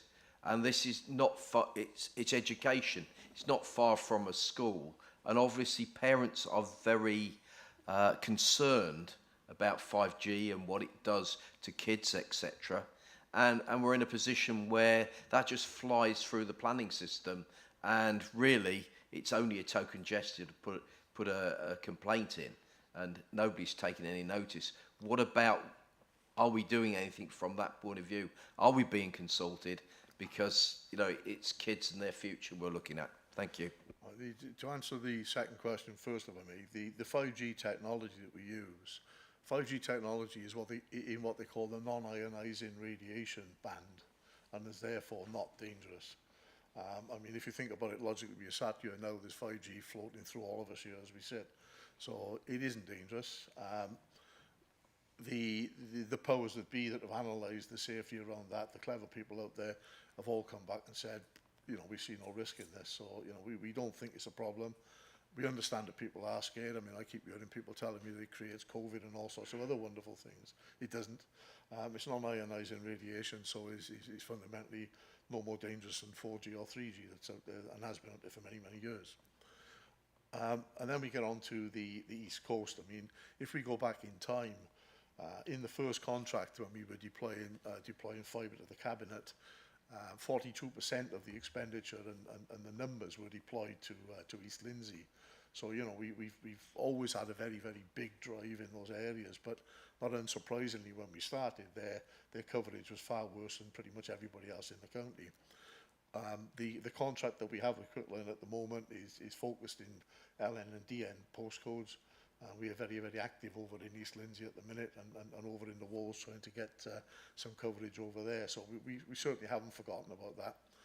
And part of the conversation that we were having earlier about looking at the areas where we know there will be a need, during Project Gigabit and post-Project Gigabit, then certainly those areas we know will be the focus. I would be very, very surprised if we do anything in Lincoln or Grantham or Boston. It will be in those areas. We have been very active, but we are conscious of the fact that it's such a big area and it's taken up a huge amount of time. But yes, it definitely remains at the front of our focus. Through you, Chair. Thank you very much for that. And when I was at the borough, I actually cultivated a lot of relationships with broadband companies, and it is getting a lot better. But it's down to the thanks and the help of our team at County that things are moving. Thank you. Thank you very much. We have in the chamber with us two people who would like to make a contribution. We have Justin Brown, the Assistant Director of Growth. Justin, I think you wanted to make a comment. Yeah, Chairman, thank you. I guess for me there are two big issues that affect the strategy that Steve's been describing. And the first one is that the way the government set out their broadband policy is that it is highly regulated. And that means we can only intervene in those areas where the government is convinced the private sector will not go. And so when Steve talks about things like the deployment plans which will come out of the procurement, and he talks about February and March being target dates when we'll understand those, essentially those dates are the issue for me, that if we get a sense that February or March is going to be delayed in any way, we would really welcome your support in challenging back to government around, come on guys, you need to accelerate this because it is you that is holding us back. I think the second point for me is then the one about the scale of broadband service. I think he will be successful in winning that argument, but if he's not, then again, if we can ask for your support in challenging back to government, because it is so important to delivering in our more rural areas, then that would be helpful. So yeah, I think it's really important to recognise that we're reliant on government making their case and their procurement rules available, and we can then implement what we're doing. And if there are any problems with that, then I think a bit of support from you in that sort of scrutiny process would be really welcome. Around to see if anybody dissents from that. No, I'm seeing no dissent, so the committee is very much behind you on this one. Do please keep us updated, and if that means an update before the regular programmed update, that is not going to be a problem. We discuss these things, as you well know, at our agenda setting meetings.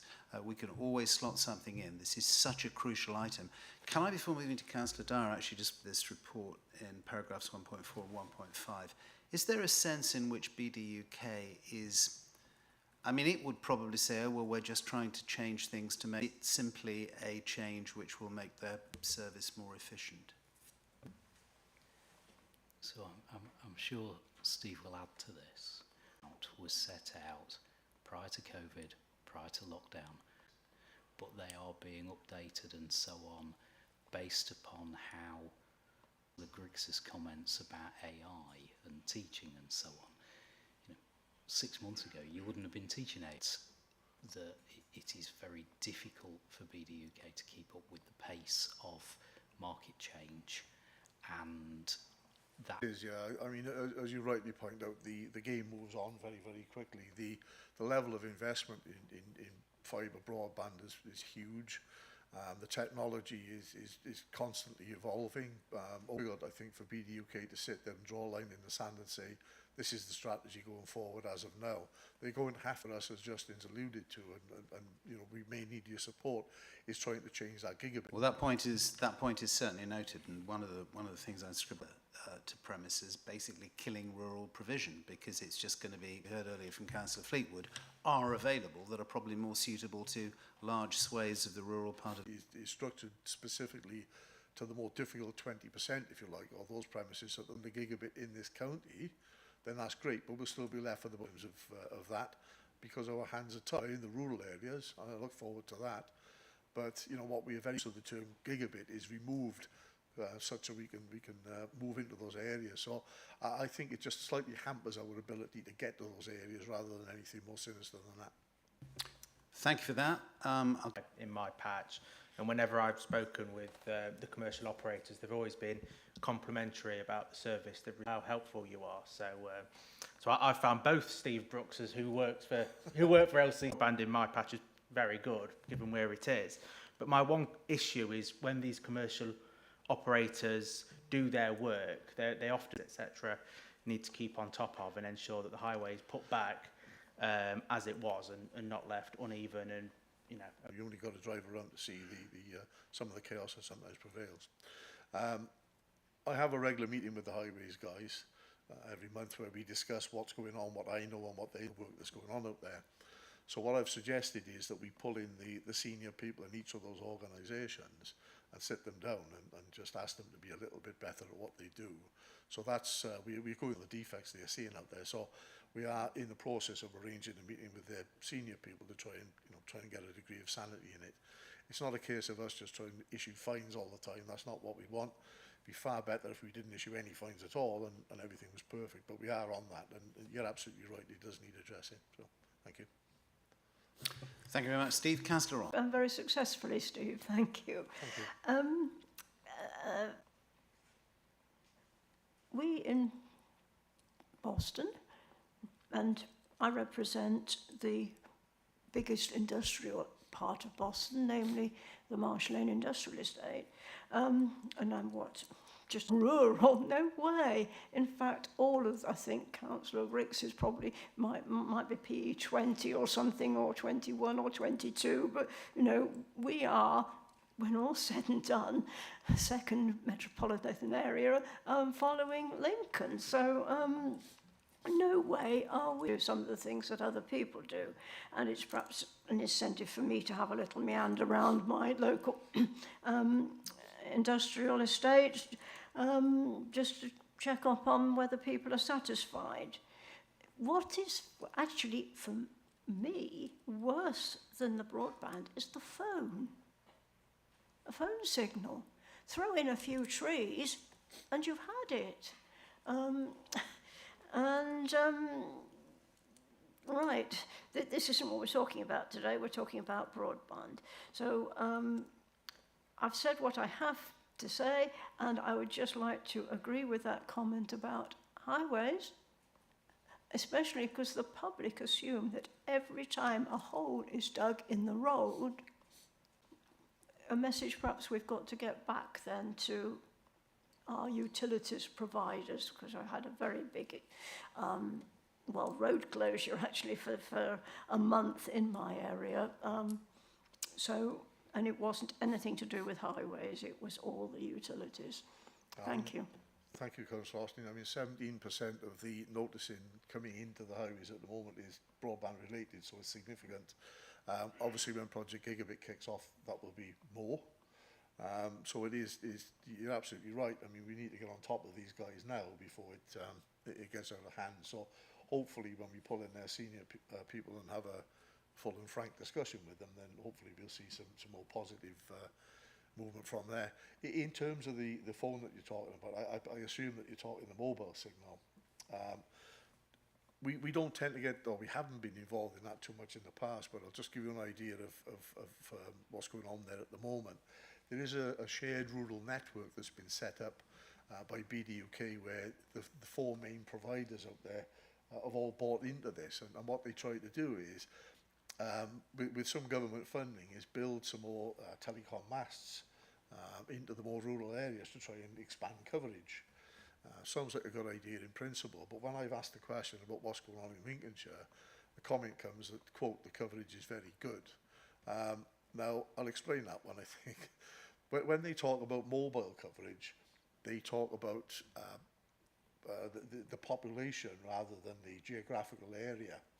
And of course, as you'd imagine, if you were talking 98% coverage in Lincolnshire, it's, you know, when you look at our towns, so Boston, Lincoln, all of those places, then you wouldn't need to be a genius to work out that the vast majority of the population live in those areas.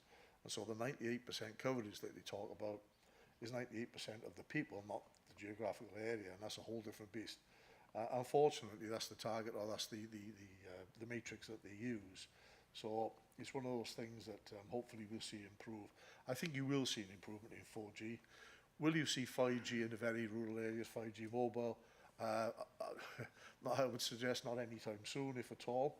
However, I would also say that if you've got decent broadband and you've got a decent 4G signal, that's probably going to do the vast majority of people. So.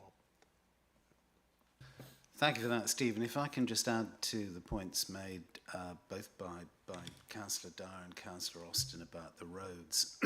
I was out with one of our area highways managers yesterday, looking at a stretch of road in my division, which under normal circumstances, the problems with that could have been dealt with by surface dressing.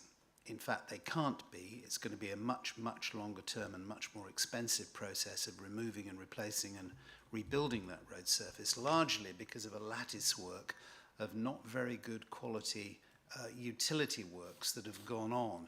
And when these are done and they're not done well, both in terms of the substrate and the surfacing and the sealing, It is a long-term, well, it basically puts a time limit on the life of that road.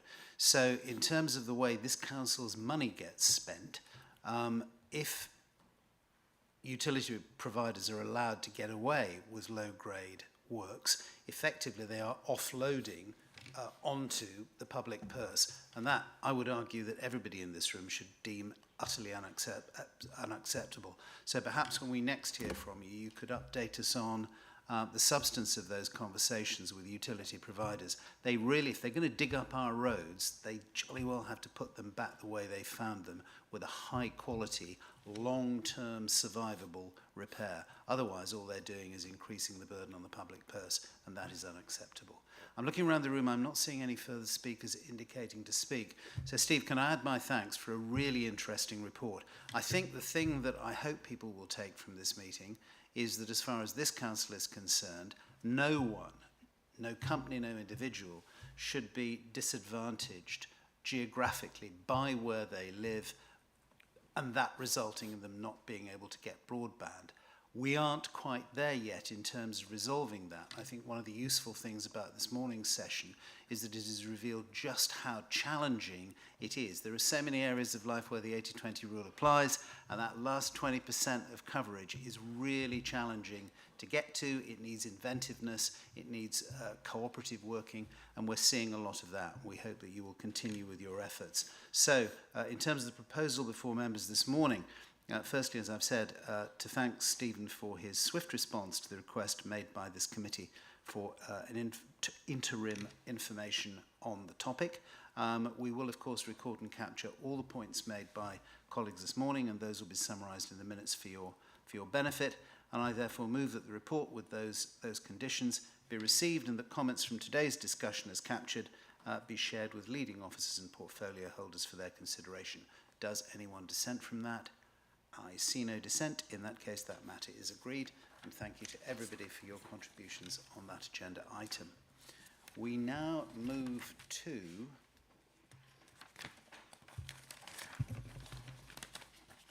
not item 9, but item 8. Service level performance reporting against the Corporate Performance Framework 2022-23, quarter 4. And some very patient people in the room have been waiting to deliver this. This quarterly report is on pages 39 to 54 of the papers for this meeting, and presents us with an overview of key performance indicators relevant to economy, environment and waste. The actions before us are as follows. The committee is invited to 1.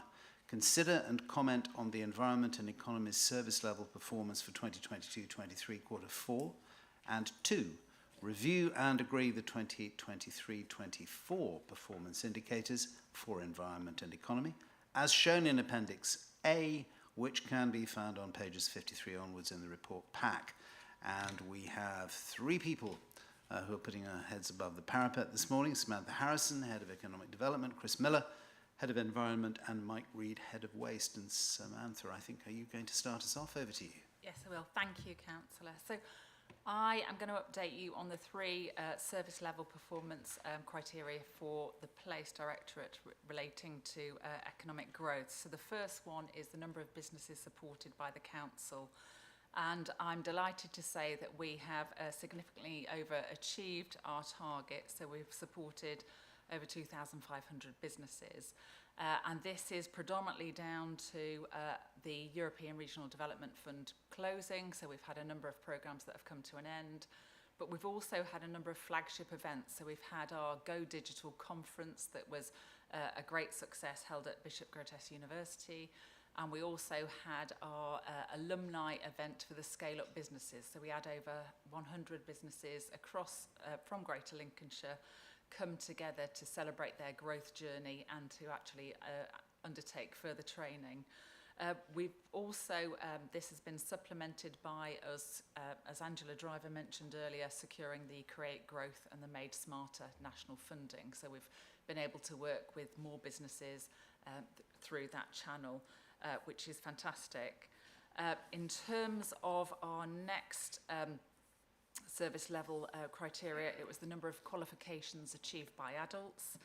I'm delighted to say that we've exceeded this target. You heard from Thea earlier about the programme design and the range of qualifications that are on offer. And I'm delighted to say that we've had a real great depth and breadth of qualifications, through functional qualifications for English and maths, through to digital qualifications, through to construction, hospitality and care. So we have achieved the target, and we've achieved great diversity levels and reach across the county in terms of that criteria. My final target is the amount of external funding achieved and attracted to Lincolnshire. I'm afraid this target is behind, so we haven't been successful. Our target was 17.5 million.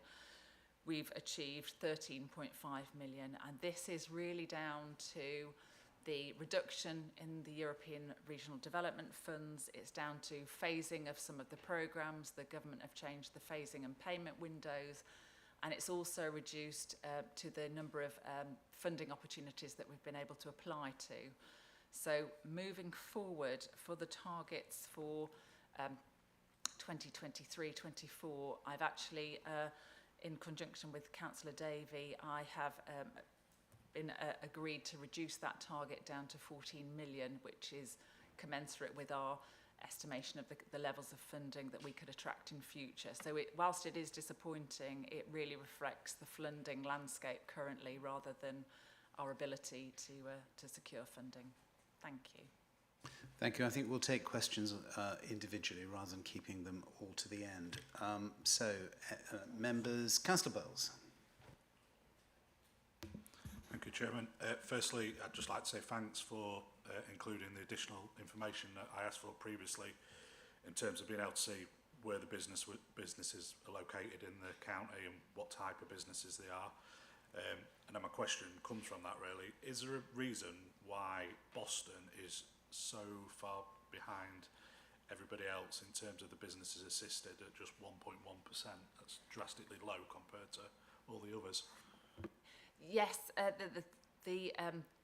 guess the opportunity that businesses in Boston have was they were able to access support from Cambridge and Peterborough area, so there was an agreement that they could permeate the borders, and we do work with colleagues in the other growth hub to understand kind of the levels of support, so it does work vice versa on certain programmes. So it's not that they've been precluded, it's just that they've had a broader patch. It's the same with colleagues in North and North East Lincolnshire, so businesses there have been able to access Hull and Humber funding as well. So it's just a nuance of the old European Regional Development Programme. Councillor Griggs. Yeah, building on what Councillor Bowles says, for clarity, would you be able to access the figures who've accessed Peterborough and Cambridge funding, just so that, because the paper looks quite damning, as Councillor Bowles said, and obviously if it's not a true reflection of how many businesses have been supported, even if it's an ancillary note just saying X number of businesses. Cool. Yes, certainly. We'll investigate that and put that in the minutes.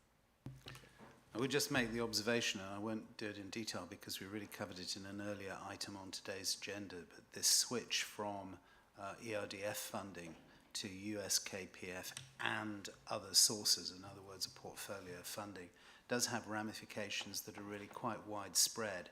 And given what I think everybody in this room accepts, which is that local government can have a very positive influence on the local economy, it just underlines the importance of our officers' effort and our councillors' efforts in going out and seeking further sources of funding to do our work, but also of spending that money wisely, focusing it wisely, and as Councillor Davey was saying earlier on, working closely and cooperatively throughout local government and the private sector to make sure those efforts are focused through a really tight lens, because I absolutely accept the reasons for reducing the target. We have to work within the bounds of what is ambitious but realistic.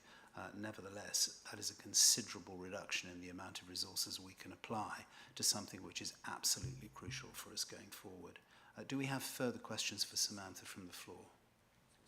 Councillor Skinner. Thank you, Chairman. I was just going to, I know we've done about the adult learners in the previous paper, but for me, the skills agenda is a really, really important one. And alongside that, raising the aspirations of the young people and people that have missed their opportunities. That for me is where we can actually make our biggest change to people, and these figures look good. Thank you. Thank you very much for that. Yes, absolutely. Ambition in all things. Seeing no further comments, we say thank you, Samantha. And next, Chris Miller, Head of Environment. Chris. Thank you, Chairman. Yes, just to report on the indicators for flooding. So if you see on page 46, indicator 73, you'll note that that one is behind target at 19 properties protected, as opposed to the target of 60. That will probably reflect that those 19 are of the more high risk, more vulnerable ones. So whilst there might have been a lower number actually protected, they were ones that were more important perhaps to protect in this current year. It'll also demonstrate that there are schemes ongoing that are taking longer to deliver, and they'll be delivered in the next financial year, and they will have a significant impact on that figure, particularly at Long Bennington and Cherry Willingham, which are two large schemes which are in the pipeline. We're also trying to develop a wider pipeline of schemes that will properly reflect vulnerability and risk, rather than just trying to chase numbers of properties protected, which could be easily perhaps achieved, but looking at a more focused and strategic pipeline of schemes going forward. The second indicator, which is the one you report on more regularly, regarding the number of Section 19 reports that we've undertaken, as you'll see, that number has decreased to only 3 in the last quarter, but that's more to do with the amount of rainfall we've had over the preceding period. So happily we've been able to catch up quite a lot on our Section 19 backlog. Thank you, Chairman. Thank you very much. Can I, before moving to the floor, just ask a question on that first one you were raised? Buried within that area of properties being protected from flooding, some long-term work the Council has been doing on possibly one of the most difficult kinds of flooding, which is groundwater flooding. And I know there were various schemes that were being piloted. We got some money from central government. Very briefly, and without straying too far from this committee's remit, how is that getting along? Yeah, very well. Obviously, we were fortunate to secure quite a significant amount of money to set up a groundwater project across the whole of Greater Lincolnshire. Well, sorry, not the whole, but North East Lincolnshire and Lincolnshire. And there are a number of, I think, 4 particular places where they're doing some research work at the moment, combined with the other authority. And we've got a couple of new members of staff who are progressing that. And we will be bringing those back to both this and the Floods and Water Committee in due course. That's excellent news. Thank you very much. Do we have questions for Chris from the floor? We have Councillor Higgs. Thank you, Chairman. With the schemes that we've carried out to prevent flooding, do we have any data about properties that have been flooded again after the schemes have been done, or don't they exist? One would hope that the schemes that we've undertaken have resolved the problem. I will check with our officers as to whether or not we've had any incidents of that sort, but I've not been made aware of any. Thank you very much for that. Anybody else from the floor? I'm seeing no hands raised. In that case, we move to Mike Reid, Head of Waste. Mike, over to you. Thank you, Mr. Chairman. Good morning, everyone. I'll refer members to pages 49 and 50, which show the 4 key performance indicators for waste. The first of these is PI 161, and that is the household waste collected across all streams, which happily can report that is still low. It's a good indication. It's the highest focus and attention on the waste hierarchy. The waste hierarchy I previously discussed at this meeting, and for members' memories, it is shown on page 48, which show that diversion is the highest form of waste management. So this low trend continues. It's continued throughout the year, and compared to previous years, this last year has been lower still. So we have a really good positive outcome there. The 2 further performance indicators on recycling rates are PI 161. PI 160, which is recycling rate across all waste streams, which is around about 40% at the moment, which has shown an increase from 3% on the previous quarter, which is good news. And we're still unpicking that to try and understand where these different trends are heading and why we're experiencing this, because as I've previously mentioned, a lot of the recycling rates and performance that we report on, we have very little influence on. So we need to understand where these increases are so that we can help to kind of deal with them in future and create some kind of interaction which will have some positive outcomes. But it's heading in the right direction for that particular performance indicator. Performance indicator 76 is purely around recycling centres, and again that's shown a good increase. That's gone up from 69% to 73%. Similar to what I've just said about the overall rate, we're trying to understand where these different increases are and see if there's something that we can try and influence with the public. But as I've previously commented, it is difficult to understand and influence. So I don't want to take too much credit for positive news, because when these things go down, I think it's not fair to take a bit of a kicking for them. But I think I'm equally not going to take credit for when they go up. So it's for us to understand and see if there's some trends that we can kind of act on. But the fourth performance indicator I'll briefly mention is the household waste to landfill, which is performance indicator 162. Overall for the year, that's 3.1%, which is below the target of 5%. So that's excellent news, because ultimately waste going to landfill is a massive objective for the government going forward. We have really good performance in this county. It's material going to landfill does create a lot of methane and carbon dioxide, so this is really good news. We do have aspirations to get that as low as possible towards zero. I don't know if we'll ever achieve that, but it's something that we will keep striving for. So I think overall there is cause for optimism with these rates. There's a lot that we can't influence, but we will still work to try and unpick these different measures and see if there's some trends that we can try and influence to some extent. But there will be some big changes in the coming years when government actually announced the finalised detail on the new Environment Act. That could create some step changes if we start collecting food waste separately. But it's something that we will have to wait and see for DEFRA to announce their news, and then obviously I'll be coming to the committee and talking about the changes that we will have to actually implement along with our waste collection authority partners. So yes, cause for optimism, and I'll just open it up to questions now. Thank you, Chairman. Thank you very much indeed. And you've anticipated my question about the Environment Act, to which I already knew the answer. No, they haven't. Told us what they expect of us, hopefully, in so many fields. Hopefully they will do very soon. And can I thank you for putting into this report the pyramid. It is absolutely essential that we always remember that, and I hope that that will regularly appear so that we always know what we're judging against, because sometimes people say, oh, recycling's gone down.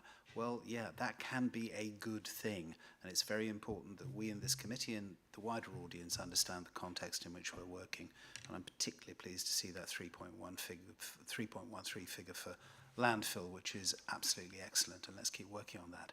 Looking around the room, do members have some questions? Councillor Griggs. Thank you very much. Congratulations on the recycling at County Council owned waste recycling centres, because I do feel that that's down to your department's good work. And it's nice for me to say something nice about waste, because I usually feel that I'm picking on waste, as I'm about to again now.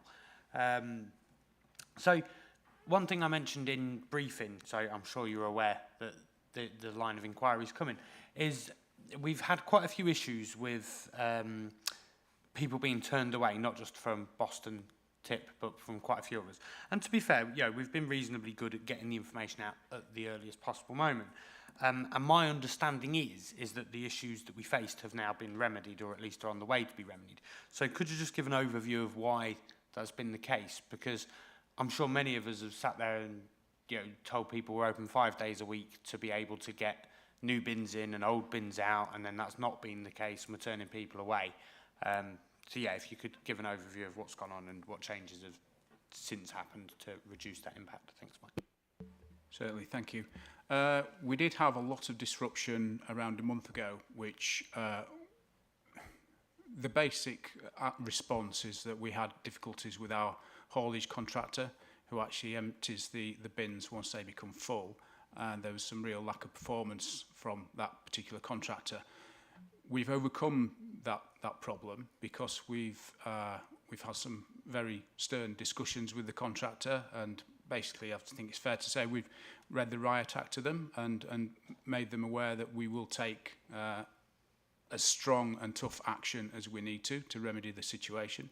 But one thing that it did do is, in the short term, it enabled us to improve our business continuity. And this is where we went round and we talked about the issues, and we looked to local providers to help with the haulage and support the service where we have these issues. And in doing that, we've uncovered around a dozen local operators who have been really helpful in providing this support. And these are smaller businesses compared to a larger national operator. And it's given us some real food for thought about how we contract in future and how we improve our business continuity. So it's one of those learning exercises that things have been going well for many years because we've followed a particular model. But when we've had this issue, we've learnt, and we did create some improvements. But I think going forward, the disruption has kind of dissipated. However, we will always have issues, very isolated issues. For example, last weekend we had a fire at Gainsborough Recycling Centre where we had to close the site, and that was the fire brigade reported that it's possibly down to batteries. So it's one thing that we've started. We've continuously talked to the public, engaged with the public about what they should throw away and how to best dispose of certain materials. Batteries, vapes, mobile phones are a perennial issue in waste management, and they do cause a lot of fire and disruption. And it's not just the initial disruption on the site, it's disruption to all other members of the public that want to access that site. So that's something that we've been focusing on with a lot of our engagement in comms in the last few weeks. But up until this point, I think in the last few weeks, that's been the only incident. But we have I'll never give any cast iron guarantees that we won't have disruption, because sometimes we do have these kind of issues, or issues such as a truck legitimately breaking down. And that does happen, but we do report it as quickly as possible to the public. But now we are on as I said, firmer footing with this business continuity plan that we've now come up with. Thank you. Thank you very much, Mike. I think the only reason, obviously, knowing what's going ahead, that I brought it to committee was because I think it's really good in a public forum for members of the public and fellow members to understand that, we do care. You're not the mean, evil god of waste who doesn't want us to be able to dispose of stuff.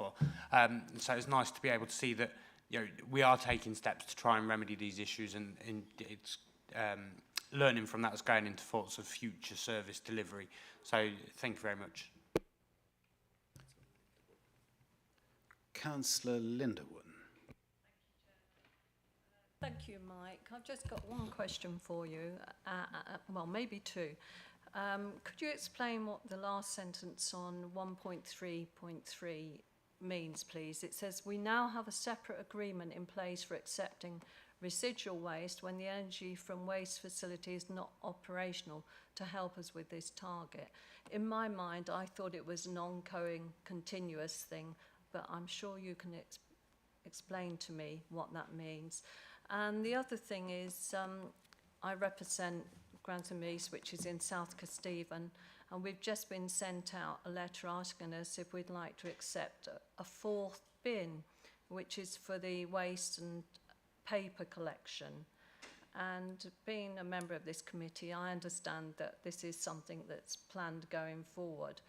But in Grantham, we have lots of little streets where they can't cope with bins anyway. So in your opinion, do you think it's wise to add another bin at great expense? Is there no other way around this? And also, in our silver bin, we put waste paper, card. I've got a thing about folding it all up and making it nice and neat and cleaning everything that goes into that bin.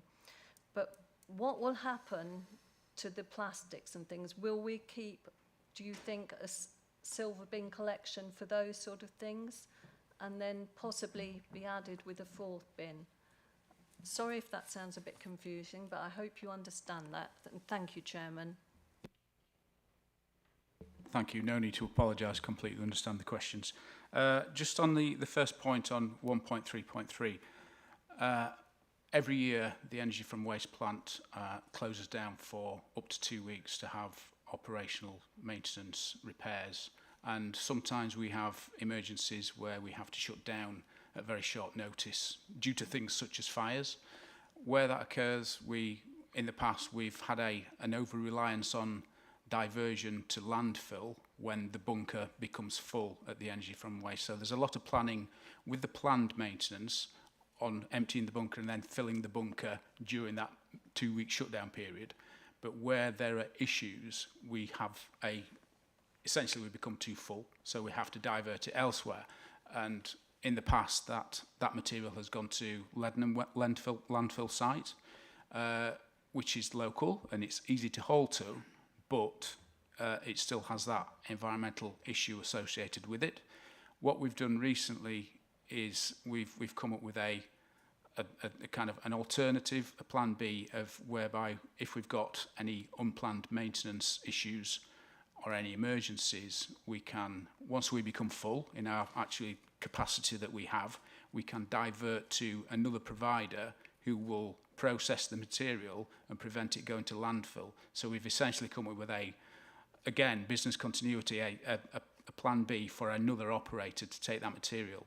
And it's something which it's good. It shows that we're kind of thinking always about improvement, and we're not just resting on our laurels. So it's something that we've worked on for the last 12 months to deal with this second operator.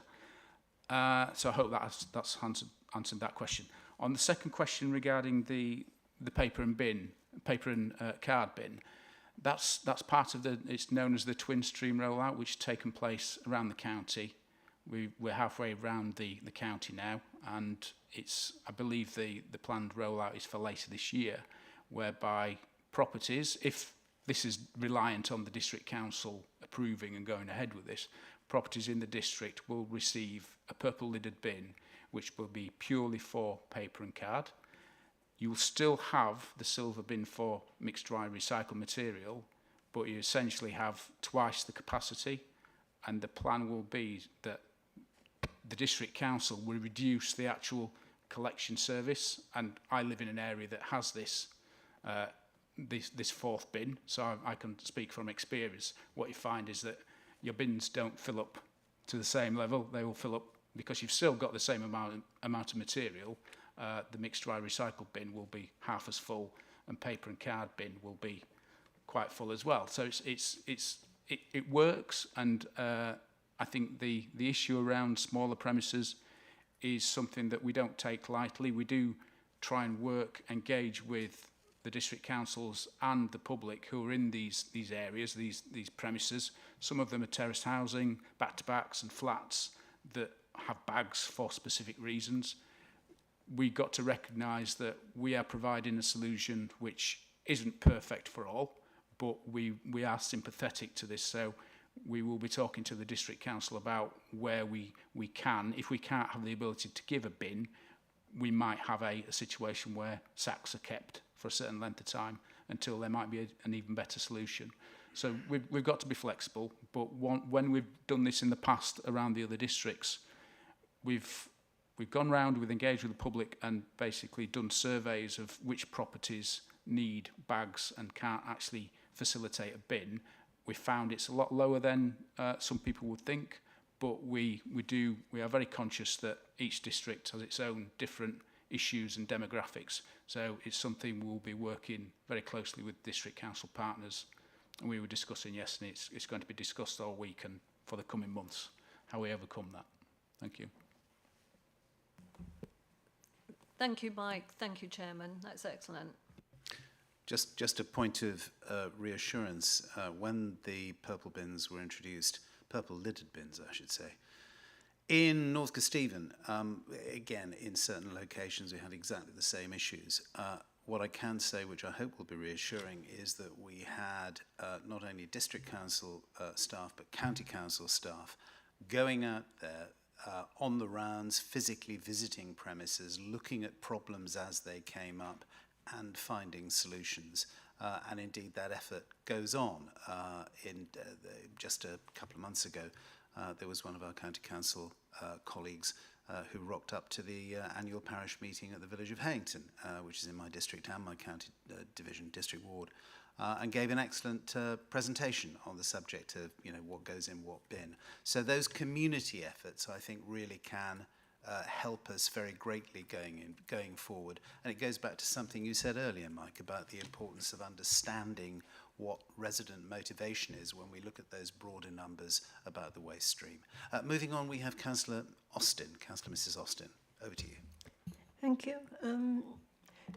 If I can give any reassurance to Councillor Wharton, some of my own actual borough ward were part of that original pilot with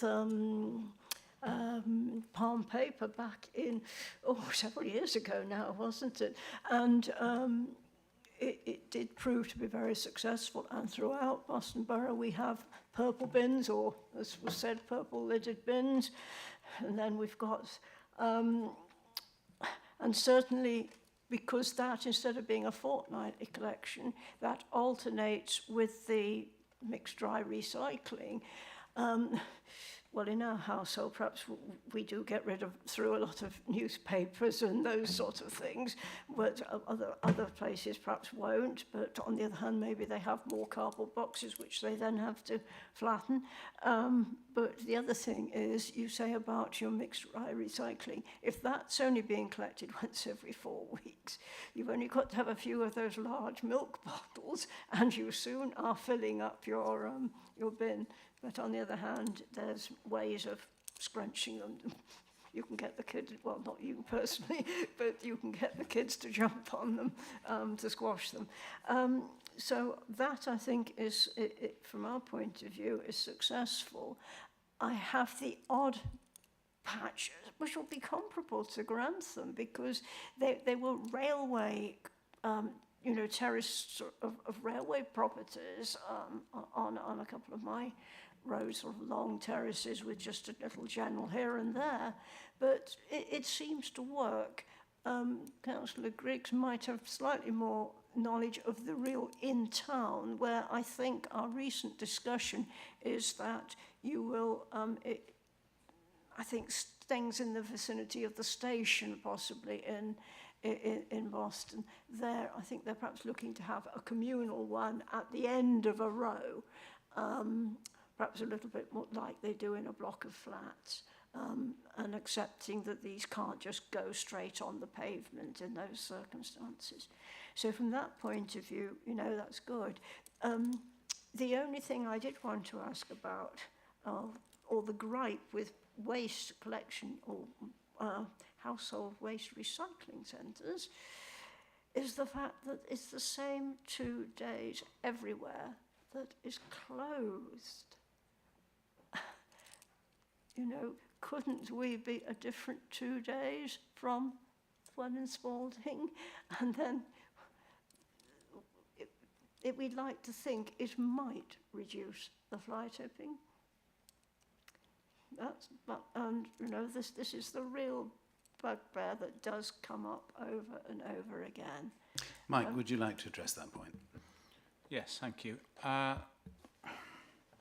We have thought about staggering the days, but I think there's potential whenever there's some change for confusion to occur, and I don't want to be too negative about the public, but sometimes changes can be difficult for people to absorb, and that could be actually more negative in the short term. There isn't a proven link between fly tipping and access to household waste recycling centres. We hear this a lot about saying that we want the sites open 7 days a week, and people resort to fly tipping because they're not open on 2 days a week. And I think it takes a dim view of the public to think that if you can't access a recycling centre for whatever issue, you then resort to becoming a criminal and essentially fly tipping. I think fly tipping is been discussed a lot nationally. I think the likes of these traders who pick up waste on Facebook and say, we'll take this material for 20 quid and dispose of it for you. I think that's a lot of what the cause of fly tipping is. So it's something which we've never really fully supported the argument. And to this end, we did do some surveys at 3 recycling centres in Lincoln, Boston and Spalding last year, some traffic surveys for around about a month to see what the peak periods and what the volumes were like. And the surveys proved the kind of the assumptions that we were making, in that periods are busy during Fridays and Saturday and Sunday morning, but then there's capacity on Monday and Tuesday where sites are pretty quiet, which doesn't support the argument that people don't have the ability to dispose of material when the sites are open and available on Monday and Tuesday, not particularly busy in some locations. It doesn't give a strong case to spend a lot more money to open for 2 days, which could be equally quiet at certain periods. So yeah, if the surveys had have come back and sites were absolutely maxed out for the whole opening hour durations, then there would have been an argument to look at the opening hours. But unfortunately, those figures didn't exist, and the costs do need to be borne in mind. So that's an argument for the 7 day period. So I accept that Councillor Austin didn't ask that, but that's kind of, I digressed into that because of the fly tipping issue. Thank you. Councillor Austin, briefly, if you will. Very briefly, and there is an awful lot of shift working going on, and if your shift in the factory starts at 4 a.m. and you finish at 4 p.m. or what, I think is that the shift pattern? I'm not. Somebody probably put me right on that, but and the one and only vehicle is in use with one of the working members of the family, then it's very, very difficult for them. Some people, maybe their 2 days off happen to be the 2 days that the place is closed. You know, so this is lack of flexibility. Thank you. I think that is an issue which will run and run. Councillor Skinner. Thank you very much. Just adding a little bit to Councillor Austin's comments regarding the pilot scheme. In Boston, it was Fenside that was chosen as well, and the areas, you couldn't really choose much of a harder area. And initially, the values of what was collected went up and up and up, and I think it's stabilised now quite well. Mike, you did make a comment about bags. I don't believe the paper collection can be put into bags, can it? So that's as far as because you can have extra bags for your plastics and extra bags for your general waste, but I don't believe that that's encouraged because of we're trying to get that to be reprocessed as clean as we can. Little bit of a comment from me about just it's not rocket science to make sure we've got the right bins empty at bank holidays because of people's interest in DIY, chopping hedges down, etc. So some of that isn't rocket science when people are protesting about bins being full. So I think a lot of that is around predictability, and I think that could be quite easily solved. But bottom line, and this is in support of the county services, we are responsible for our own waste. We are responsible for disposing of that in the proper manner. So yeah, fly tipping does annoy me, and fly tipping is, a lot of it is commercially based, as you say, white van man, and even people emptying their properties, and they just need catching up with. Thank you.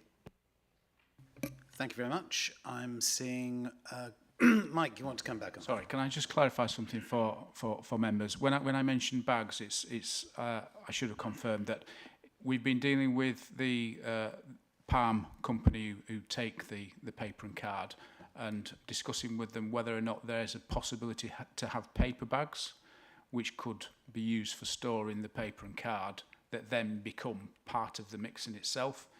It's something we've had some bags produced, but it's an issue that we need to look at in further detail, the durability of the paper bags that they are. So it's something that I wouldn't ever rule out, but it's an option that we are continually looking at and doing the research with Palm to see whether there is a third alternative. Thank you. Thank you very much. I'm seeing no further questions from the floor, so we'll wrap that one up. Thank you to all three of our officers for your contributions. So we'll conclude this item then with the suggested proposal, which is to thank officers for their detailed presentations and clarifications offered in relation to each area's respective performance. We obviously capture and record all the comments made and the replies given. And I move, therefore, that the report be received and that the committee's satisfaction is recorded on the assurances provided around measures that did not meet their targets. And lastly, I ask that comments from today's discussion as captured be shared with leading officers and portfolio holders for their consideration. Does anyone dissent? In which case, please indicate now. And seeing no such indications, that matter is agreed. We therefore move to the final item on this morning's agenda, which is the committee work programme, item 9, which you will find on pages 55 to 60 of the agenda pack. This item enables the committee to comment on the contents of its works programme. It will be presented by Chiara Hagianu, our scrutiny officer, and our actions are to review the work programme and highlight any additional scrutiny activity which could be included for consideration in that work programme. Chiara, over to you. Thank you very much, Mr. Chairman. This is a standing agenda item that presents the committee with its work programme of those items that are already scheduled and also those categorised as to be programmed. The activity takes us up to the end of this calendar year. Therefore, we do have an opportunity to review this programme at each meeting and make decisions on adding topics that you wish to see included in your work programme in future months. In regards to the next meeting, which is scheduled for the 12th of September, we are due 2 pre-decision items, both related to the waste service. First one is the waste transfer station improvement item that will be presented by Mike Reid, and also the food waste disposal contract procurement, which also will be presented by Mike Reid. We also have reports on the energy option analysis for Greater Lincolnshire, which is going to be the final report on outcomes and next steps. We are due the Sutton Bridge placemaking scheme report, and we are also due some updates on the motorhomes and campervans working group. And finally, we are due the Q1 performance indicators for economy, flooding and waste. Once again, I welcome any additions or amendments to this work programme, and this concludes my update to you, and I'm happy to take any further questions. Thank you very much indeed. Thank you very much, Chiara. That's obviously going to be a fairly full meeting when we get together in September. Are there any questions or suggestions on the work programme from members? I'm looking around the room. I am seeing none. In that case, I will move to the proposal before us, which is that we note the report and approve the existing work programme as detailed in pages 55 to 60. Does anyone dissent? Seeing no dissent, that matter is agreed. Thank you very much to everyone, both in the chamber and remotely, for your contributions this morning and for participating. This now concludes the business of the meeting. Thanks very much indeed for everyone who has taken part, and the meeting is now closed.